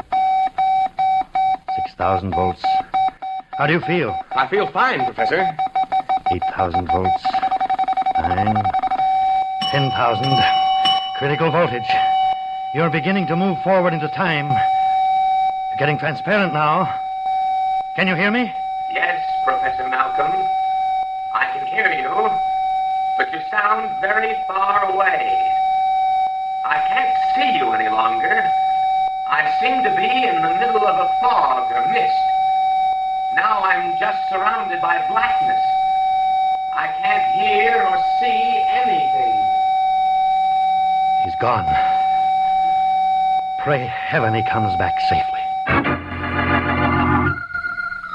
For a long moment, Fred Andrews felt as if he was spinning dizzily through empty darkness. Then the feeling passed, and he cautiously opened his eyes to find himself standing in an empty room, the laboratory which he had just left 100 years ago. Unsteadily, he crossed the room and, with difficulty, opened the door. Then he gasped. Outside was a maze of corridors and stairways, brilliantly lighted, as if a whole city had been carved out of the rock of Manhattan Island. As he stood there, someone came walking swiftly past him. An attractive girl in full military uniform. I beg your pardon. Yes? But, can you What are you tell doing me... here? This section is forbidden to civilians. Forbidden to civilians? I don't get it. How did you get past the guards? Where are your identification papers? No, wait a minute. Since when does an American citizen have to carry identification papers? Ever since the war started, as you know quite well. Put up your hands. A gun? No. Look, miss, you don't have to threaten me. I'm harmless. Stand still. I want to see if you're carrying a weapon. Well, satisfied? The only weapon I have is a fountain pen. What's your name? Frederick Andrews, Ph.D. Your draft card, please. Draft card? Look, what's all this about? War, draft card, identification papers. All these tunnels that have been dug down here. I'm a stranger here. I don't know what you're up to, but no one can be that ignorant. You're coming along with me to see Colonel Phillips. Colonel Phillips? He's the security officer for this sector, and I certainly hope you have a good story to tell him.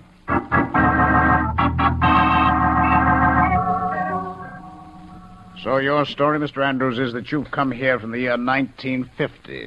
You must realize it's a very unconvincing tale. Completely unconvincing, in my opinion, Colonel. Well, it's the only story I have.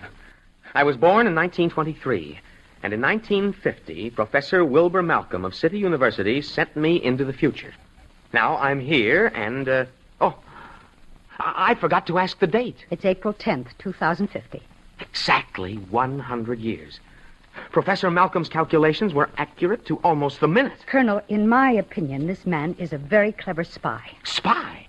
But well, look at that stuff you took from my pockets. The notebook, fountain pen, my driver's license, dated 1950. Those coins and bills, the cigarettes. Surely they convince you I came from 100 years ago. I think we can settle the question, Mr. Andrews. Our technical department can tell whether this currency is genuine and approximately how old it is. Lieutenant French. Yes, sir. Send all these things by pneumatic tube to the technical department. Ask them for an immediate report. I'll have a report for you in half an hour. When the report comes, Mr. Andrews, I'll know how to handle your case. If you are a spy, you know the penalty. Well, I'm not worried, Colonel. Now, may I ask a few questions? Are you at war? We are indeed at war. And these miles of tunnels I saw, carved out of the solid rock. This city has retreated underground, Mr. Andrews. No one lives on the surface now. Good Lord. How long has the war been going on? We've been at war, Mr. Andrews. Off and on, of course, with periods in between in which both sides have rested up. For 95 years.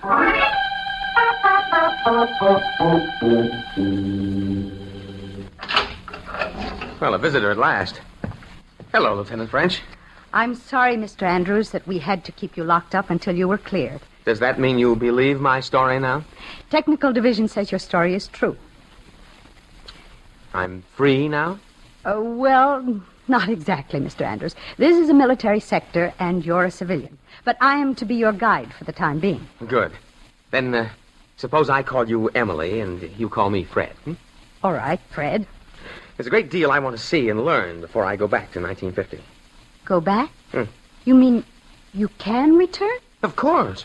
Professor Malcolm will turn on his gadgets to bring me back at 4 o'clock. That's only 3 hours. I'll have to report this to Colonel Phillips. After I've reported, what would you like to do? I'm anxious to see what's going on. And I'd like to collect a number of books with the latest scientific and historical data to take back with me. Yes, all right. I'll phone the colonel. Then I'll show you around.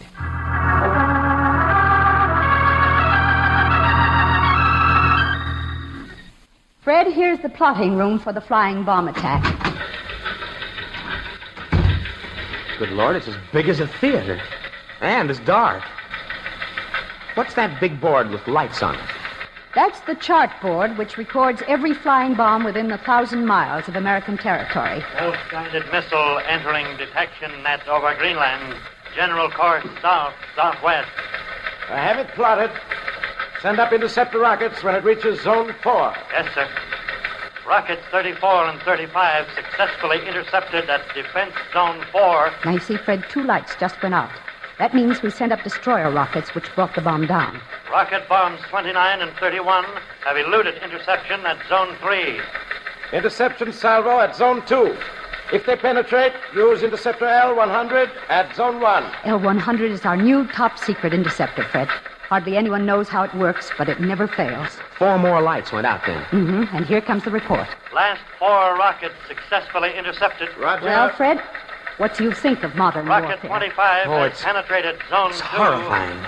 Interceptor And L-100 everybody is being here launched now. Seems to take it so calmly. You can't get excited when a thing has lasted for almost 100 years on and off. That light, number 25, it's still on and moving. But it should have been destroyed by now. Do you suppose... Rocket number 25 has eluded interceptor attack by L-100. It has, but it can't have. Report on 25, please. Detection base 103 reports number 25, apparently new type rocket, non-metallic construction, able to baffle sighting mechanism of L-100. Order technical crew to search for fragments after the hit. Send general warning to eastern seaboard area. Give plotted strike prediction. Very good, sir. All personnel in Eastern District. All personnel. Bomb strike due in 10 seconds. Battery area. Bomb strike due in 5 seconds. 4 seconds. Bomb strike due in 3 seconds. 2 seconds. 1 second.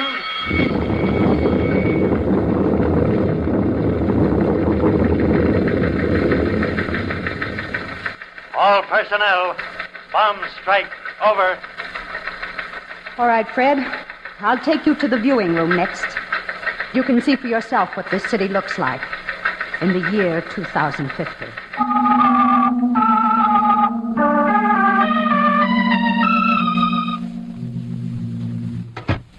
Lieutenant French reporting back with Mr. Andrews, sir. Very good, Lieutenant. Well, Mr. Andrews, have a good look around? Yes, sir. I saw the city through the television viewing screens. Not quite the city you left, is it? It's unbelievable.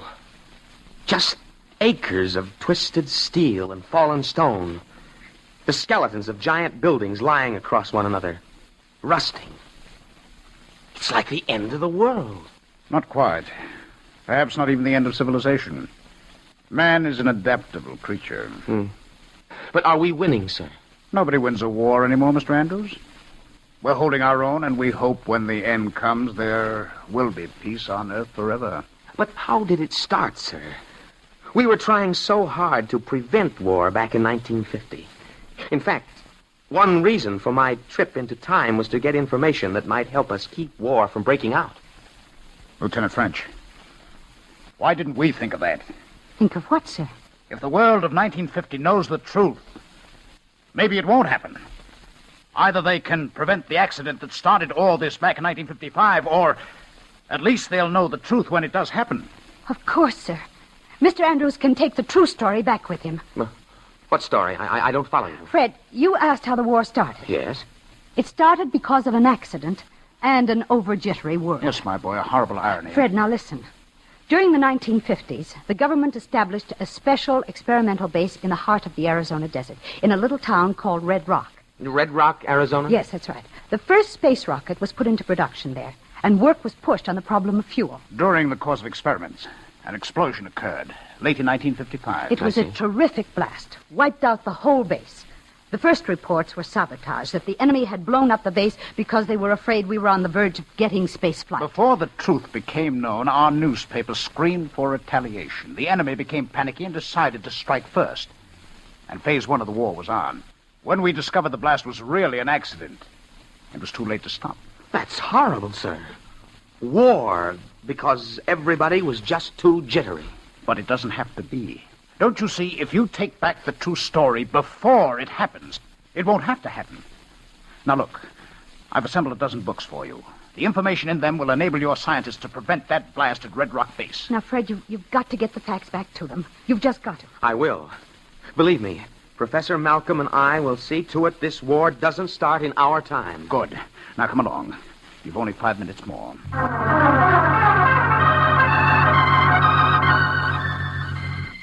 This is the exact spot where I was lying when I came through the time dimension, Colonel Phillips. You've only 30 seconds more, Andrews. Remember, impress the lesson of the accident at Red Rock on the world. These books, hold them close to you so they'll go back with you. Yes, sir. I've got a good grip on them. Fred. Yes, Emily? Just good luck. Thanks. Maybe I'll pay another trip to 2050. I hope so. It's 1600, and Professor Malcolm is on time. Look, Colonel. He's getting transparent. He's disappearing. Goodbye, Emily. I guess this is it. Hope to see you again sometime. But, sir, the books, they aren't disappearing. They're just as solid as ever. Fred! Fred! What? I can hardly hear you. Everything's gray and misty. Are you still there? Emily, are you still there? The books, Fred! Andrews, you're going back with the books. They're staying here.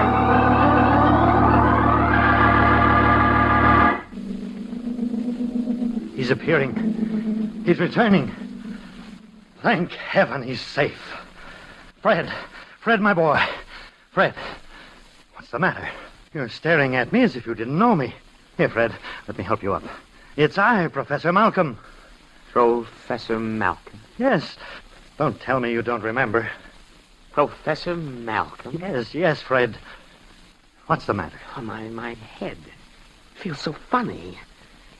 I can't seem to remember who you are or what's happened to me. What am I doing here?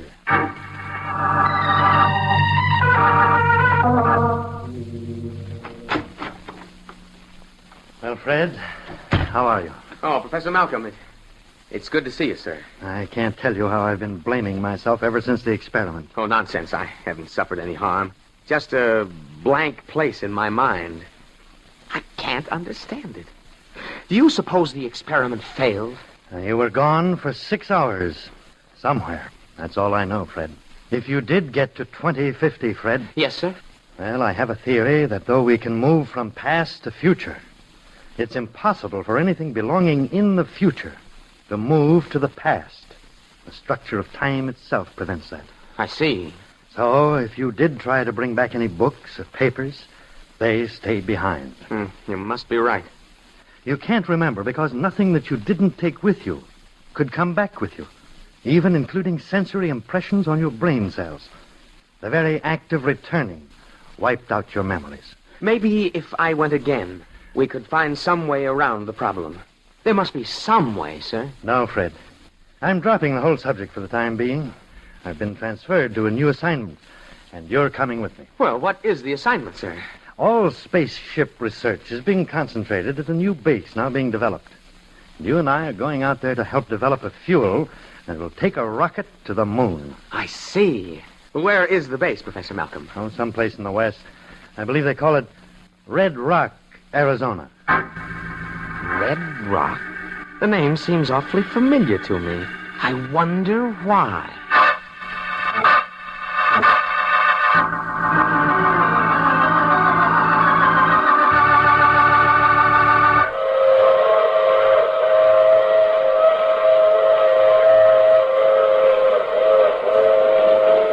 This is the mysterious traveler. Well, time travel doesn't seem to be all it's been painted, especially if you can't remember what's happened when you get back. You aren't worried about the future, are you? You know that tonight's story couldn't possibly happen. Or could it? Oh, you have to get off now. I'm sorry. But I'm sure we'll meet again. I take this same train every week at this same time.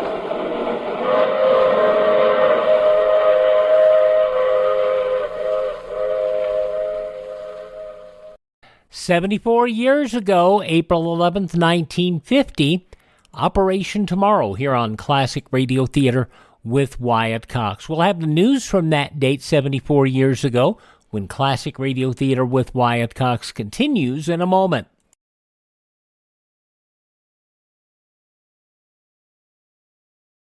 It's a strange quirk of human nature, but most of us never think, except in the most abstract way, of an accident ever happening to us.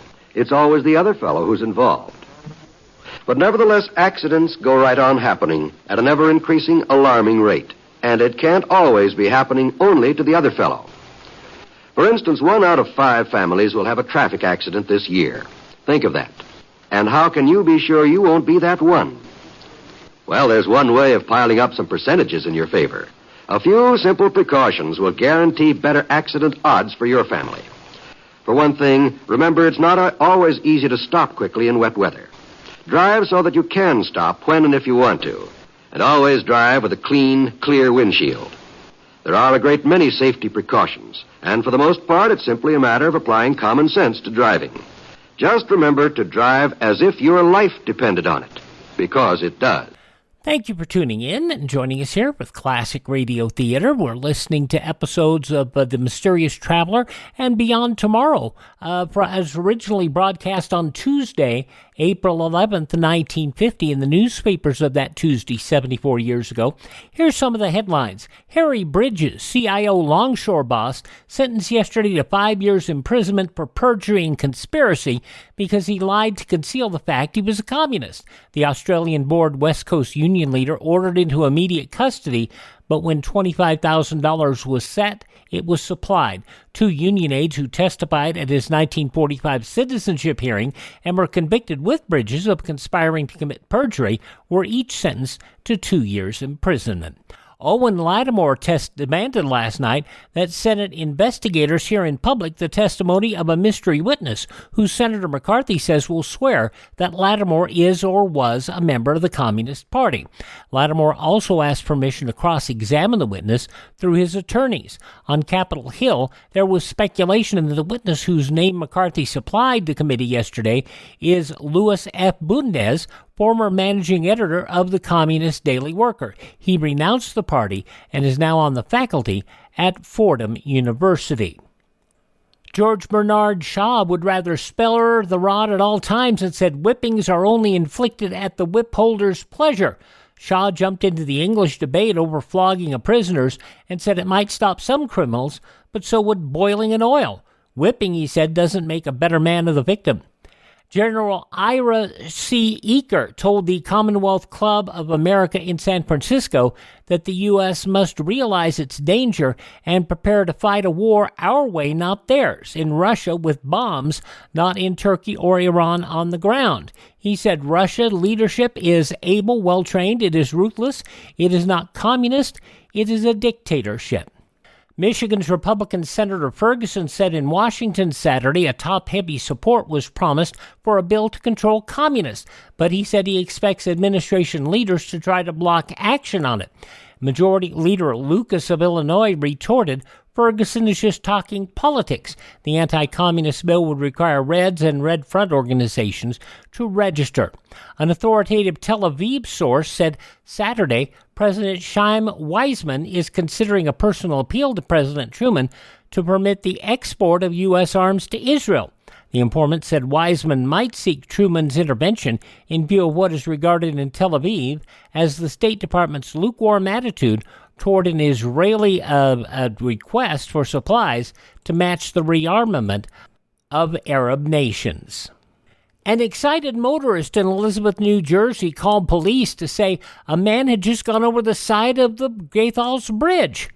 He said the man had walked calmly to the railing, climbed over, and disappeared.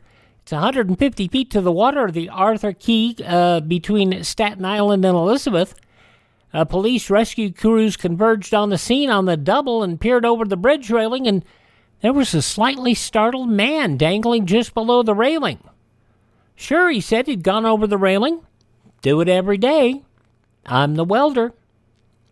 Patrolman Lester Forrester of Springfield, Pennsylvania, asked, "Where's the fire?" when a fire engine sped past. Well, Fire Chief John Corngo had the right answer. She says, "It's your home. Got to get there quick." Forrester sped to the blaze and helped firemen douse it. And Mrs. Jane Hatcher of Sylvia, North Carolina, will be 100 years old today. As her birthday present, the sharp-eyed woman wants to see her first movie. I just want to see what they're like. Mrs. Hatcher won't wear glasses, even when reading fine newspaper print. And a down payment of 1 dozen eggs will buy a used car in New York today. It's the offer of a dealer for 1940 models or older. Here's how the ad ran. You bring the eggs, we've got the crates. Think you're a mechanic? Here's your chance to prove it. We'll get them started, you keep them running. Dealer also offered easy payments after the initial investment of eggs. Those some of the day's stories from the newspapers of Tuesday, April 11th, 1950. Coming up next, we'll have an episode of Beyond Tomorrow on Classic Radio Theater with Wyatt Cox.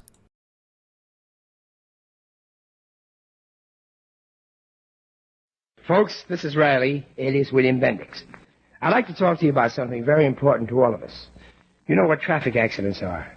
There's something that happened to other people, but not to you. Your life is charmed.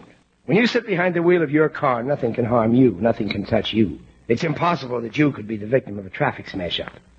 Doesn't that sound a little ridiculous? Of course it does. But that's the thinking of the majority of America's drivers. And that's the thinking that causes traffic accidents. The truth of the matter is that unless you drive safely and lawfully, an accident can happen to you. Last year, it happened to 32,000 persons who died as a result.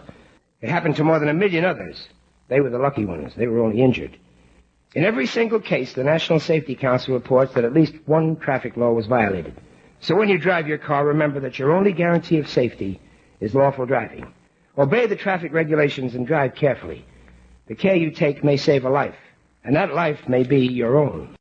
Friday's Classic Radio Theater with Wyatt Cox will have more crime drama with episodes of Escape, starring Broderick Crawford, Night Watch, Escape, also Sky King, and Claudia. That's all coming up on our next program on Friday.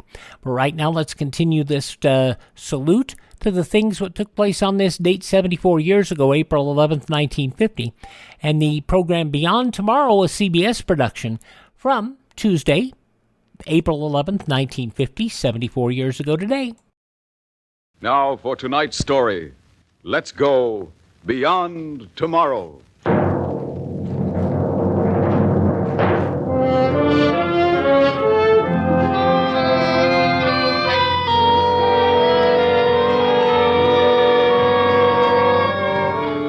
Are you afraid to face tomorrow, or whatever may lie beyond tomorrow? Do you think you're up to spending a weekend on the moon, or entertaining house guests from Mars? Can you and your children adjust to the strange, new, wonderful world that is being wrought in the test tubes and cyclotrons of science beyond tomorrow? Beyond Tomorrow, a new program of probabilities drawn from the vast library of science fiction, where anything is possible and possibly may happen to you.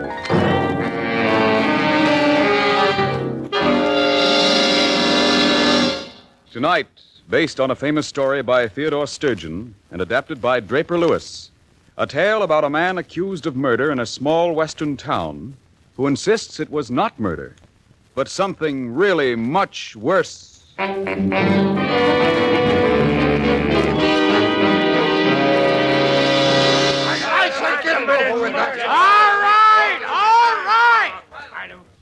I'm presiding coroner here, and I'll handle this inquest my way, if you don't mind. All right. Now, look, Kemp. Why can't you get it through your head that nobody's trying to railroad you into admitting anything? You're just a fella knows something about the death of this here Alessandro Sykes. And this court would like to know exactly what happened. I'll tell you what happened. That kid killed Sykes, killed him dead in the doornail, and then brought the body back here and dumped it in his hotel room. That's what happened. No, you're wrong. I didn't kill him. I didn't kill him. You're trying to accuse me of murder, but I tell you it's something worse. Something much, much worse than murder. What's if we don't have it quiet in this courtroom, I'm going to have the sheriff clear the place. This inquest is going to be run legal-like or ain't going to be run at all. You mean maybe we should have the hanging right now, Bert? I didn't say no such thing. Well, maybe you should and stop wasting so much time. Well, that's exactly. Mr. Wilson, sir, you can't let him hang me. I'm innocent, I tell you. I didn't kill Sykes. Aren't you even going to listen to what I got to say? Sure, son, I'm going to listen. We're all going to listen. Or I'm taking this boy into Tucson where there's a jury that will listen. Well, this better be good. We don't like murder around switchbacks. No, and we don't like strangers neither. If you gentlemen are through now, suppose we hear what the boy has to say. I don't know. All right, son. Now, let's get the facts straight first off. Your full name? James Gordon Kemp. And your home? Chicago, Illinois. City bred, huh? Maybe that's why he don't give no mind to something like murder. I thought you was always so proud about the times you've been to Tucson, Hafferty. Huh? Seems to me wearing silk shirts is pretty city-fied, too. What kind of talk is that? All right. Here, son. Sit down. Thank you. Now, suppose you tell us what happened. Tell us the whole story just like it happened. Okay. I'll try. I guess I'd better go right back to the beginning. The first time I ever saw this here Sykes. It must have been about 2 months ago. I had a little repair shop at the time, just auto parts and maybe fooling around with radios and TV sets now and then. It didn't make no big profit, but it paid the rent and gave me a little extra pocket money. I was working in my shop one afternoon when he walked in. He watched what I was doing a couple of minutes. Then he spoke up. You Gordon Kemp? I said yes and looked him over. He was a scrawny fella, probably 60 years old, and wound up real tight. He talked fast, smoked fast, moved fast, as if there wasn't time for anything, but he had to get on to something else. I asked him what he wanted. You the man who had that article in the magazine about a concentrated atomic torch? Yeah, only that guy from the magazine used a lot of loose talk. He says my torch is 300 years ahead of its time. Actually, it's something I stumbled on by accident, more or less. It's an ordinary atomic hydrogen torch, but it's plenty hot. It'll cut anything. Anything. And since it got patented, you'd be surprised at the calls I got. You got no idea how many people want to cut into bank vaults in the side doors of hock shops. Like to take a few weeks off and go out west? Arizona? I want you to cut your way into a cave there. A cave? Is it legal? Sure it's legal. How legal? You get me into that place, you can satisfy yourself as to whether it's legal. I'll give you $5,000. What? Cash. How's that again? Get me into that cave, and you'll get $5,000. Cash.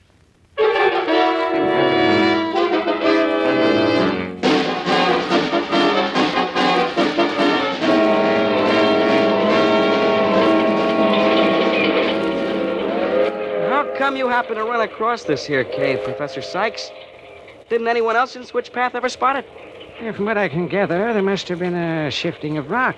Maybe a slight earth tremor that opened it up.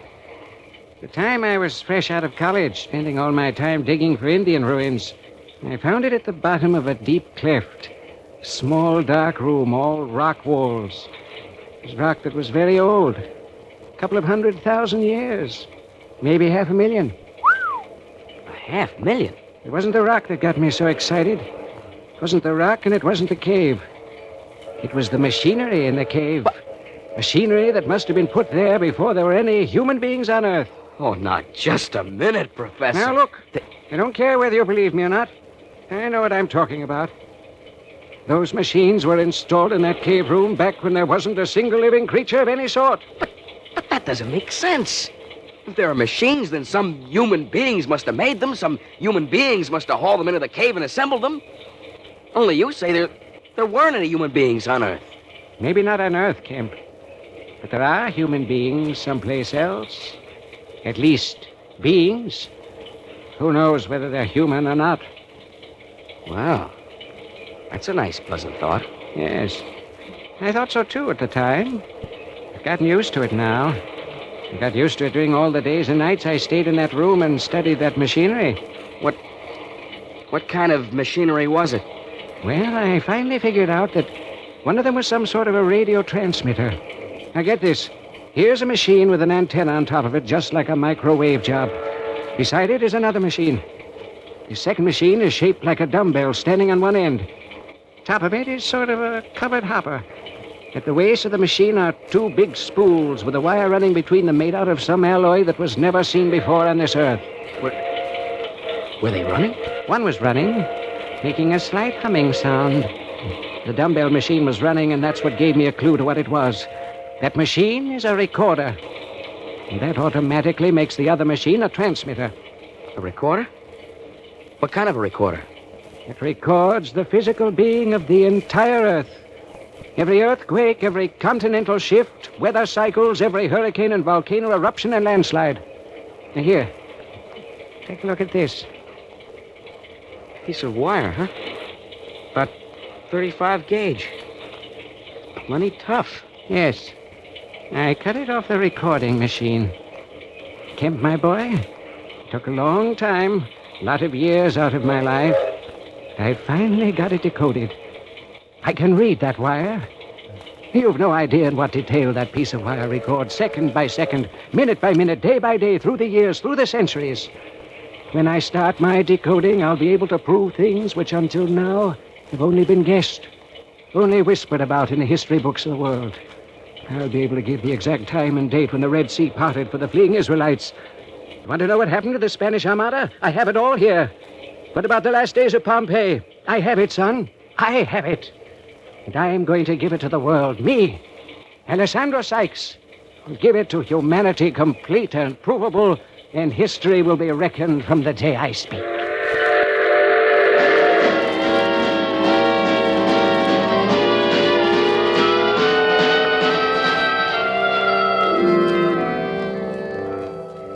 I admit he did sound a little off his rocker.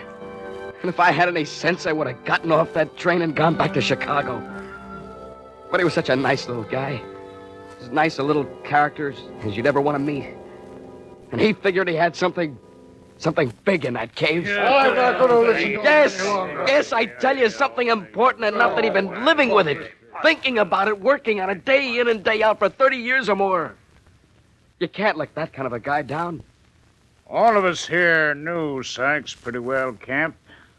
His family was among the first settlers in Switchpath.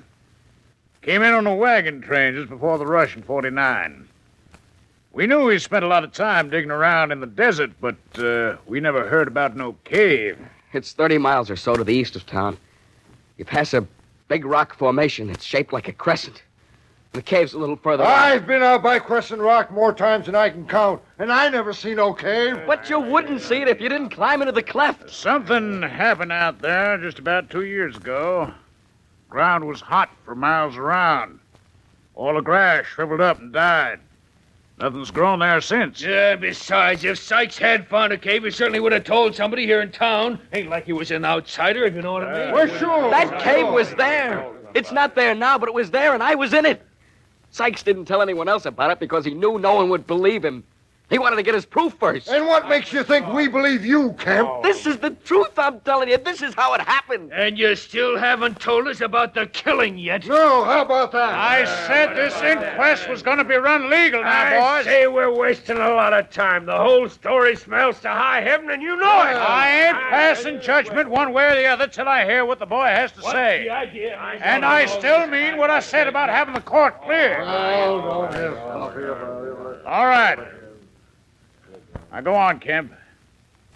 What happened when you got here to switch path with Sykes? I don't think anyone will remember the night we arrived. I was dead tired from the trip, and I wanted to get some sleep.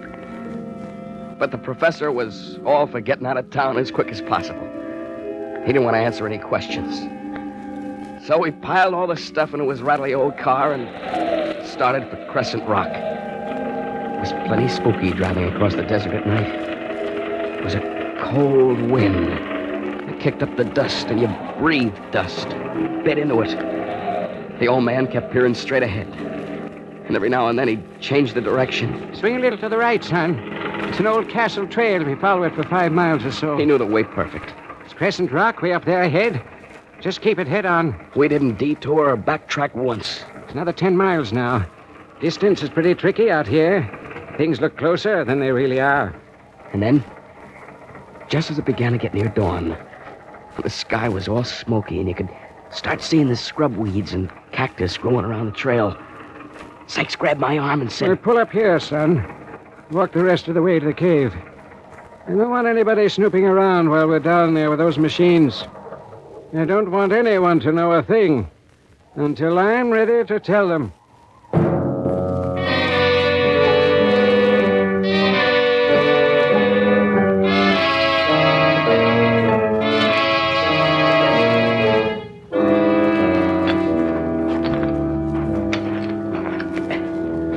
Just about another 100 feet or so, and we'll be at the entrance to the room, son.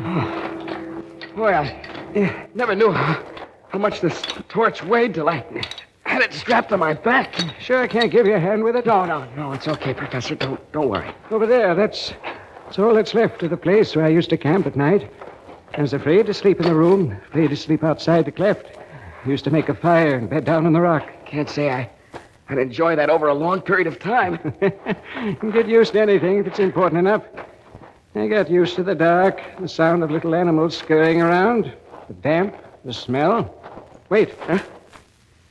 This is it, Kemp. You can take off your pack here. There. Oh, that feels better. Oh, I'm glad I can still straighten up. You see that place there? Between the two pillar formations? That's it, son. And it's all yours. If that 300 years in the future torch of yours is any good, now's the time to prove it.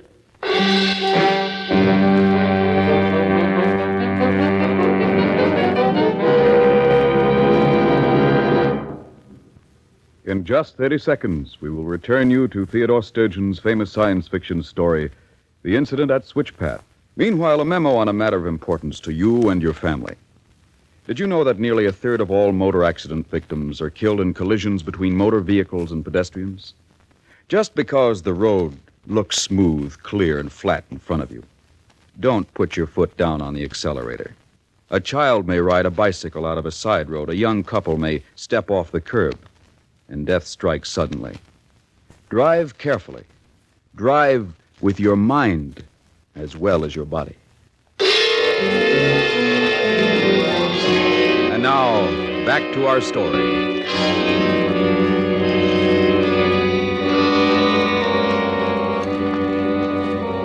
Okay. Now stand clear of the equipment, Professor. Sure that tank is balanced squarely? I can pile a few more rocks around it. Yeah, well, we'll give it a try this way. If it starts to move, just give a shout. I'll watch it, Kemp. Well, here we go.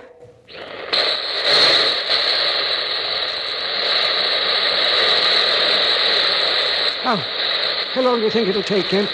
I don't know. It depends on how thick the rock is that's sealing up this room. Kemp, think of it. On this little piece of wire, I have a complete record of the movement of the polar glacier, which will have all the learned busybodies gnashing their teeth. But have I said anything? Not me. Not Sykes. I'll wait till I can get the whole spool of wire, and I'll translate it into a history of the earth and mankind written in such detail, with such authority, that the name of Sykes will go into the language as a synonym of the miraculously accurate. Me, Alessandro Sykes. Hand me those black goggles, huh?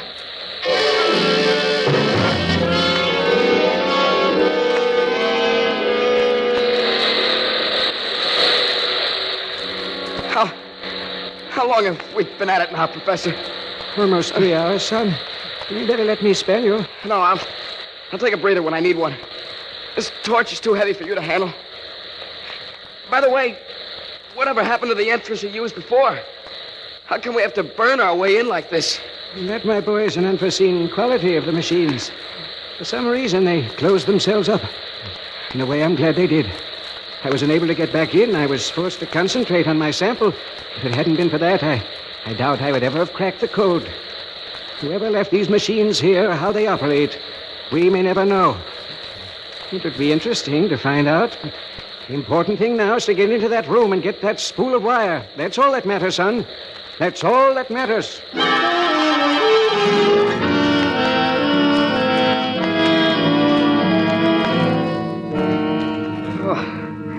6 hours and only 7.5 inches. I've seen that torch of mine walk in a laminated bank vaults like the door was open. What kind of rock is this, anyhow? There must have been some chemical substance added that we don't know about when the room was sealed. And you think that machine will still be running after the blast of heat it must have took to build this wall? It'll be running. They'll both be running. The recorder and the transmitter. What do you mean, the transmitter? Because the recorder was set to trip it off. I found that out, too. There's a little gear train waiting by the wire, and when something happened, somewhere on Earth that was just the right thing, a crimp would show in the wire, which would hit the gear train and start up the transmitter. Yes, but you said... I saw a crimp in the wire. Something happened which put a wiggle in it, the thing I was looking for all along. I was in the cave the day it happened. There was a sharp click. The transmitter started up, and the wire kept on recording. I looked in the papers the next week to see what it was. I couldn't find a thing. It wasn't until the following August that I found out. What was the date when it started to transmit? July 16, 1945. July 16th. The day the first atom bomb was exploded at Los Alamos, New Mexico.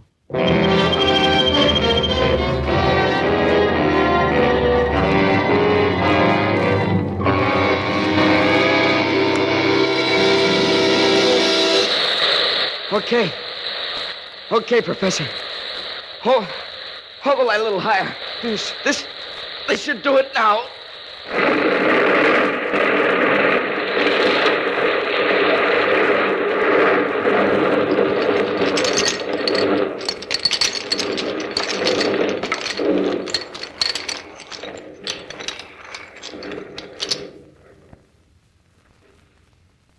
Well, there it is.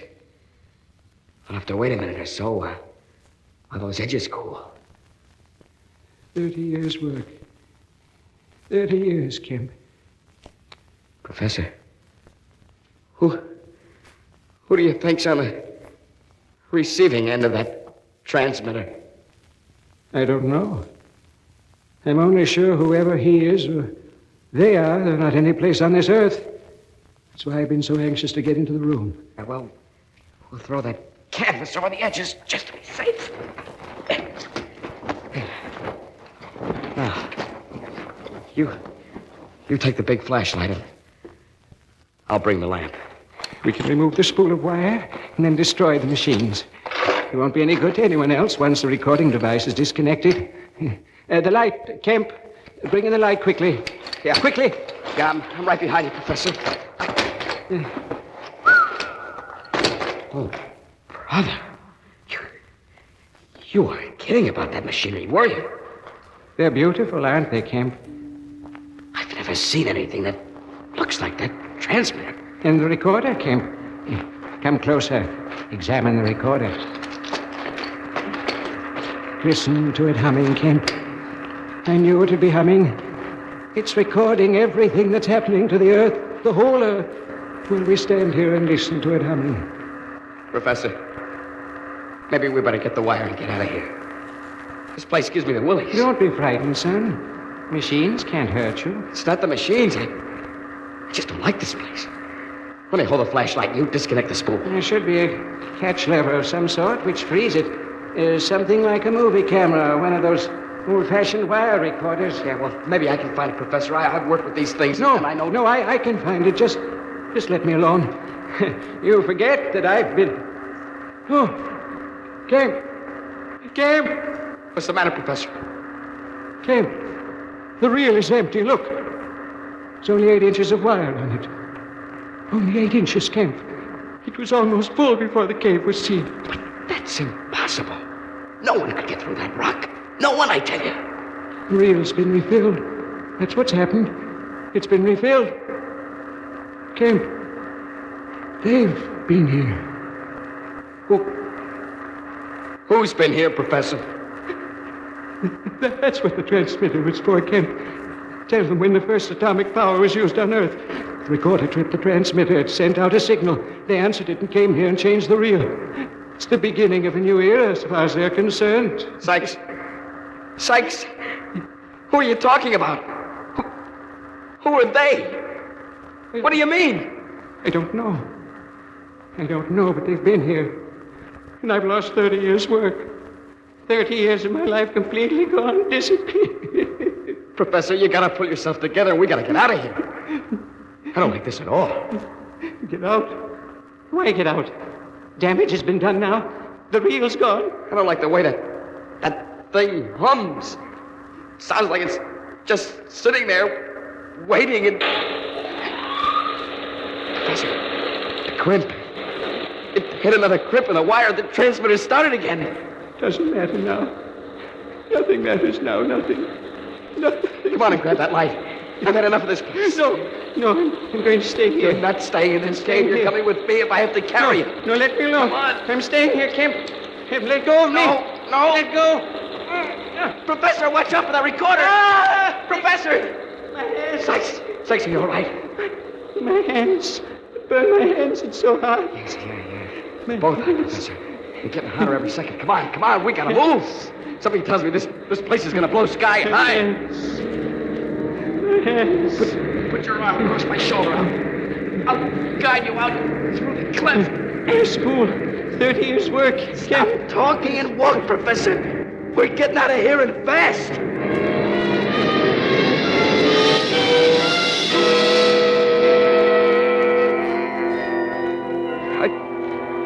I don't remember much about that climb up through the cleft. Dragging Sykes with me every inch of the way. I just knew it was hot. I could hear rock falling and rock bubbling thick and heavy behind me down there in that terrible room. I somehow got to the car and stretched Sykes out on the back seat. I asked him how he was, but he didn't answer me. He just kept looking back towards the cleft and the glow of the lava. And then he whispered, They knew we'd reached the atomic age. They wanted to be told when. That's what the transmitter did. They came and took the recordings, filled the machine. Don't try to talk, Professor. I'm going to drive you into town and we'll get the doc to take care of those hands of yours.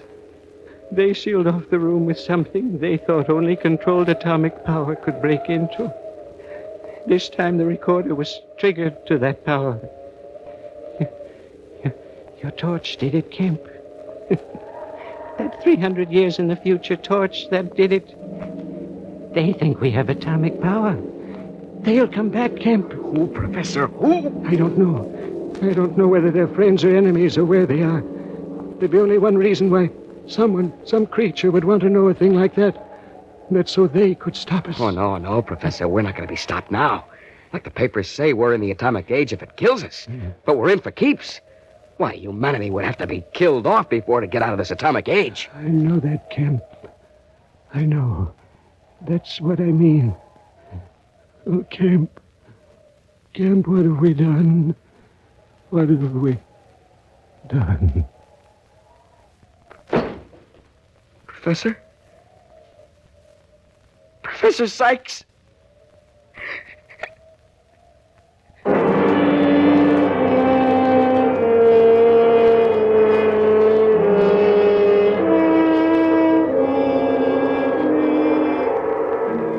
I was gonna bury him there. Out there near the cleft. I thought he'd like to be there. But then I realized the people would be wondering about him, looking for him. So I brought him in. In the excitement, I left town. It just didn't look good to me. I knew nobody would listen to a yarn like that. Well, now I can see what Brother Kemp was worried about. That story is true. I, for one, would think twice about telling it. He's a liar. He's a murdering liar. I got a kid that reads that kind of stuff, and I never did like to see him at it. Believe me, he's gonna cut it out as of right now. I think this Kemp guy needs a hanging. Wait a minute, man. Wait a minute. If we kill off this fellow, we do it legal, see? You just keep quiet a while longer and let me ask this boy a question. Now, look, Kemp. If there's anything in your story, or in that goofy idea of the dead man's about someone coming to kill us off, well, ain't it about time they did? Yeah. When's the invasion start, kid? Yeah, maybe we should start digging foxholes now, huh, Kemp? I didn't say anything about that. I just told you the facts the way they happened. I just told you what Sykes told me. The whole thing's a lousy pack of lies. It's all lies. Lies! Wilson!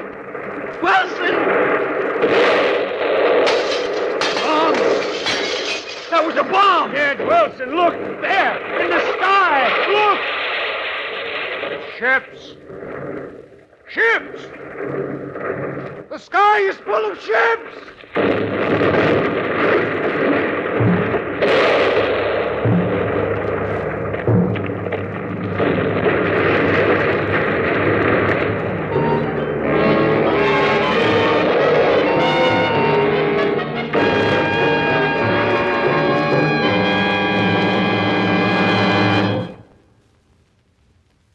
You have just heard Incident at Switchpath, another program in the new science fiction series Beyond Tomorrow. Michael O'Day was featured in the role of James Kent, and Brett Marson was heard as Professor Sykes. Music was composed and conducted by Henry Silverne, and John Campbell, Jr. was our technical consultant. Beyond Tomorrow was produced and directed by Mitchell Grayson. Listen again next week at the same time for another story about you in the future. You Beyond Tomorrow.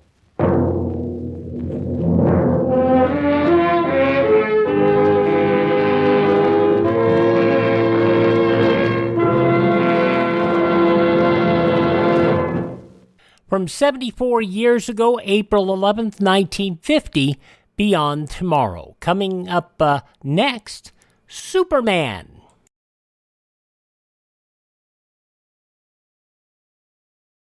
Friends, this is Jim Amici. As we in California know, forest fire's a terrible thing. It robs us of lumber, takes away outdoor recreation, ruins hunting and fishing, destroys homes and property. It can spoil livestock grazing and turn the faucet off on your supply of water that comes from the forest. Fire's mean and vicious, but it can be stopped. Stopped before it ever starts. Here's what you can do to help. 1, crush out your cigarette, cigar, and pipe ashes. 2, break your matches in 2 after you use them. That way you'll be sure they're dead out. 3, drown your campfire with water, then stir it and drown it again.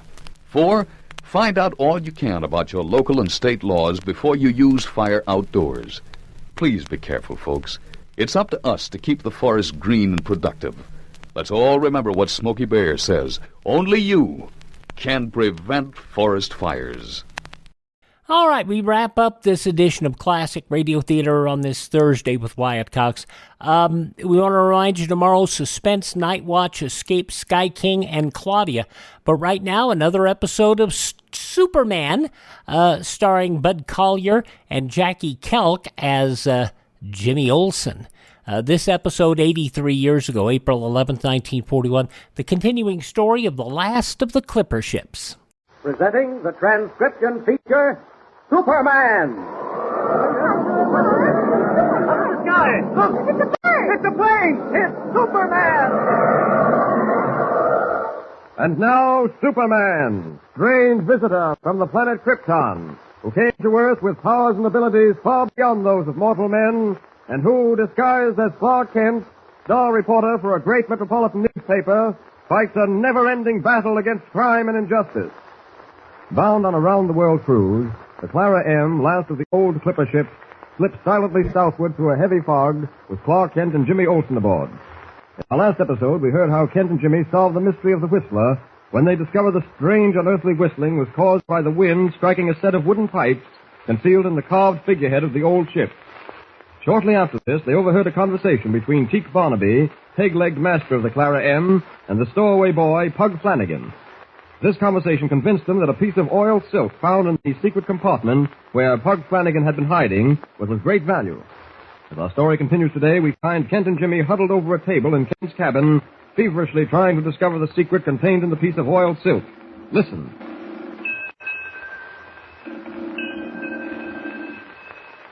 There now. As soon as I wash the dirt off this part of the oiled silk. Well, what is it? Well, What is it, Mr. Kent? Jim, it's amazing. Here, have a look for yourself. Yeah, let me look at it. Gosh, I'm so excited. It looks like a map. It is a map, Jim. A treasure map. Gee Willikins. Are you sure? Well, pretty sure. Look, outlined here, just follow my finger now. Yeah? Is the east coast of Africa. Huh? Right here is the Red Sea separating Africa from Arabia. This is the Indian Ocean. Gee, Africa and Arabia. Red Sea and the Indian Ocean. Take it easy, Jim. Take it easy. How can I? A real treasure map. Boy, oh boy. No, we're not absolutely positive it's a treasure map. Not yet, at any rate. Now, let's see. Here's an arrow. You can just barely make it out. It's faded so badly. Yeah? Points to a bit of land just south of Sumatra. Sumatra? Uh-huh. Oh, golly. There's some markings. Let's see if we can decipher them. 15 degrees south latitude. Yes? By 103 degrees, 20 minutes west longitude. Uh-huh. And locate the piece of land. I have to look at a chart to get that exact location, but it's certain, Jim, this piece of land is an island just south of Sumatra. Sumatra? Well, that's right near Borneo, isn't it? In Java. Yes, Jim, the Dutch East Indies. Oh, gosh, Mr. Kent, this is so exciting. Oh, gosh. For heaven's sake, Jim, relax. Maybe nothing at all. Oh, well, you said yourself it might be a treasure map. Yes, I know, but then again, it might not be. Well, don't get excited until we're sure. Oh, but it must be a treasure map. With all these strange markings on it, and Barnaby being so anxious to get his hands on it. Yes, but you never know. Wait a minute, here's something on the other side. Oh, what's it say? This is the map of Samuel Salt. Gee Willikers, Mr. Kent, read it out loud. All right, Jim. Here's what it says. Legend. Legend? Gee, that's sort of old-fashioned, isn't it? Now, let me read this, will you? Stop interrupting. Oh, okay, I won't say another word. Okay. Now then, legend. Yeah, Mr. Kent? This is the map which locates the exact spot. Yeah? Where I, Samuel Salt, master of the Clara M. Clara M? Master of the Clara M, have hidden the booty and the treasure. Gee. Gathered together by me during years of pirating on the Spanish Main. Spanish Main? Pirating? Oh, gosh, Mr. Kent. Wait a minute, Jim. That's not all. This map will locate the island on which the treasure is hidden. Signed, Samuel Salt, master of the Clara M, June 18th, 1887. Wowee! It's a treasure map, all right, Jim. Oh, it sure is. Boy, I never thought anything like this would ever happen to me. It is exciting, isn't it? But Jim, now bear in mind that this map doesn't give us much to go on. All it does is locate the island where the treasure is buried. Oh, gosh, what more do you need? It may be a pretty big island, Jim. And if it is a big island, it might be impossible to find the treasure. Oh, don't say that, Mr. Kent. Gee, listen, if we're going around the world, there's no reason why we couldn't go by way of the Indian Ocean, is there? Well... There's no reason why we couldn't find that island and have a try at locating the treasure, is there? I don't know, Jim. It's something to think about. Don't think too hard on it, matey. What? Oh, hello, Barnaby. Oh, Mr. Barnaby. Where's Pug Flanagan? He was with you, wasn't he? Send her below the forecastle. But I wouldn't worry none about him if I was you, Mr. Kent. There's more important matters to talk over, as you might say. More important matters? Such as what? To put it blunt, such as that map there on the table. Gosh. Oh, you've been eavesdropping, Barnaby, huh? I heard something of what you were saying before I barged in. Oh, well, good. In that case, I won't have to explain what this is all about. Explain to me, Chief Barnaby? I could tell you more about that fair map than you learn in a week of Sundays. Oh, you could? Hey, I ain't one for mincing words, Mr. Kent. So I'll come right down to the point. I want that map. Well? There's something in your face, Barnaby, and something in your tone that tells me you plan to get this map regardless of what might stand in your way. Right you are. Well, you're not going to get it. Gosh, Mr. Kent. You're sailing the wrong course, matey. Before we go any further, I got a few things to say. Go right ahead. Jimmy and I are listening with bated breath. Before this here ship, the Clara M, cleared from Metropolis, I went to see a man named White, editor of that there newspaper you're a reporter on. I told him I wanted to buy the Clara M, and I was willing to spend good money to buy the ship. You wanted to buy the Clara M? Hey, lad, that I did. I've struck it rich a couple of times in my life, and I'm not exactly a pauper. Well, Mr. White, he wouldn't sell the Clara M. So what did old Teak Barnaby do?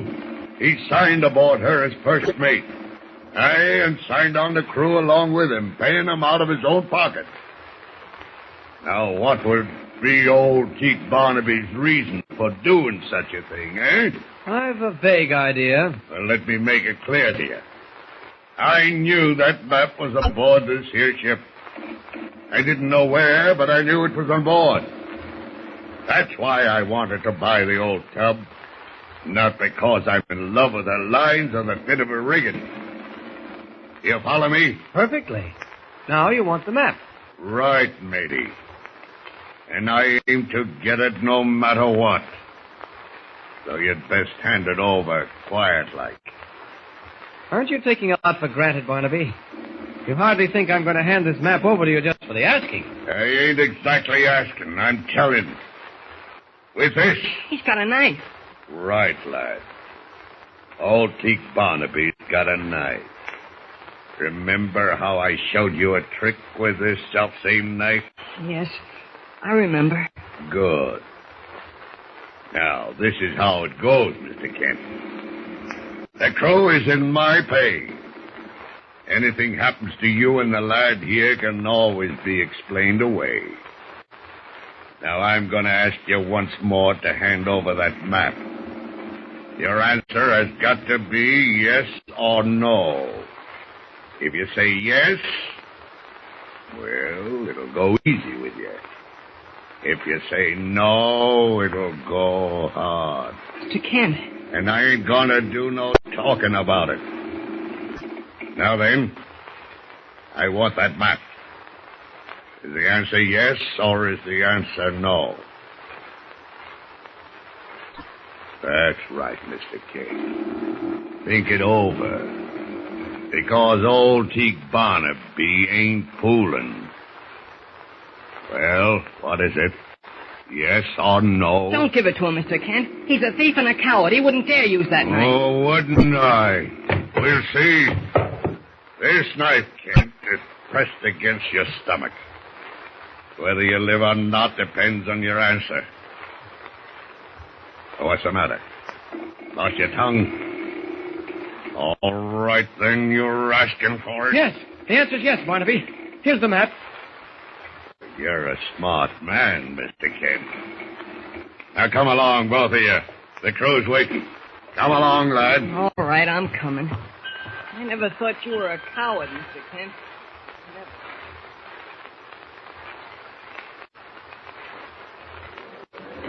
All right, the three of you, get in there. Stand over there, Kent. You too, Jim. Oh, and you're no exception, me bloomin' little stowaway. Get over there. Someday, pal, I'm going to take you apart piece by piece. I'm going to break... Oh! That'll learn you to speak civil to your elders. Why, you skinny little... Take it easy, Pug. Got us where they want us, thanks to Mr. Kent, and there's nothing we can do about it. Now you're talking sense, lad. Irish, Larry. Aye. Put the manacles and chains on him. There's no need for this, Barnaby. I gave you the map. What more do you want? I want to be sure of having no trouble from you. Oh, I ain't so much worried about you, Kent, as these two lads here who might find some way of starting trouble. So it's into irons for the lot of you until I get what I want, and that being a treasure. Irish, Limey, tackle them up. But it'll take months for you to reach that island to get the treasure, Barnaby. I and the three of you are going to spend all the time right down here in the brig. There they are, Barnaby. Good. All right, Limey and Irish, out you go. And now, gentlemen, I'll be leaving you with pleasant thoughts of the treasure. The treasure that might have been yours. Oh, this is what they call a pretty kettle of fish, ain't it? Yeah. Mr. Kent, how come you didn't lay into that old walrus? How come you give up the map so easy, huh? I thought it was best not to start any trouble. You mean you were scared? Barnaby was holding that knife against you. You were scared stiff. You really think that, Jimmy? What else could it be? Well, maybe you're right. Maybe I was afraid. Now, listen, you guys. What we ought to do is start figuring some way of getting out of here. Oh, forget it. You'll never get out of these chains. What we need now is Superman. No, Jim. I'm afraid we're just up against it. Of course, we know what Clark Kent means. That even he, in his guise of Superman, cannot save the situation without revealing his double identity to Jimmy and Pug. Will he find a way? Be sure to hear the next thrilling episode of our story with Superman. Tune in the next thrilling installment of the transcription feature, Superman. Up in the sky! Look! It's a bird! It's a plane! It's Superman! Superman is a copyrighted feature appearing in Action Comics magazine. And many thanks to our friend Jay over at the Antioch Broadcasting Network. You can hear his programming streaming full-time, any time of the day or night at radio.macandmind.com. That's radio.macandmind.com. Visit our webpage at classicradio.stream, classicradio.stream, and make sure you are with us tomorrow for more crime with Suspense, Night Watch, Escape, Sky King, and Claudia. Have yourself a great day. Classic Radio Theater, I'm Wyatt Cox.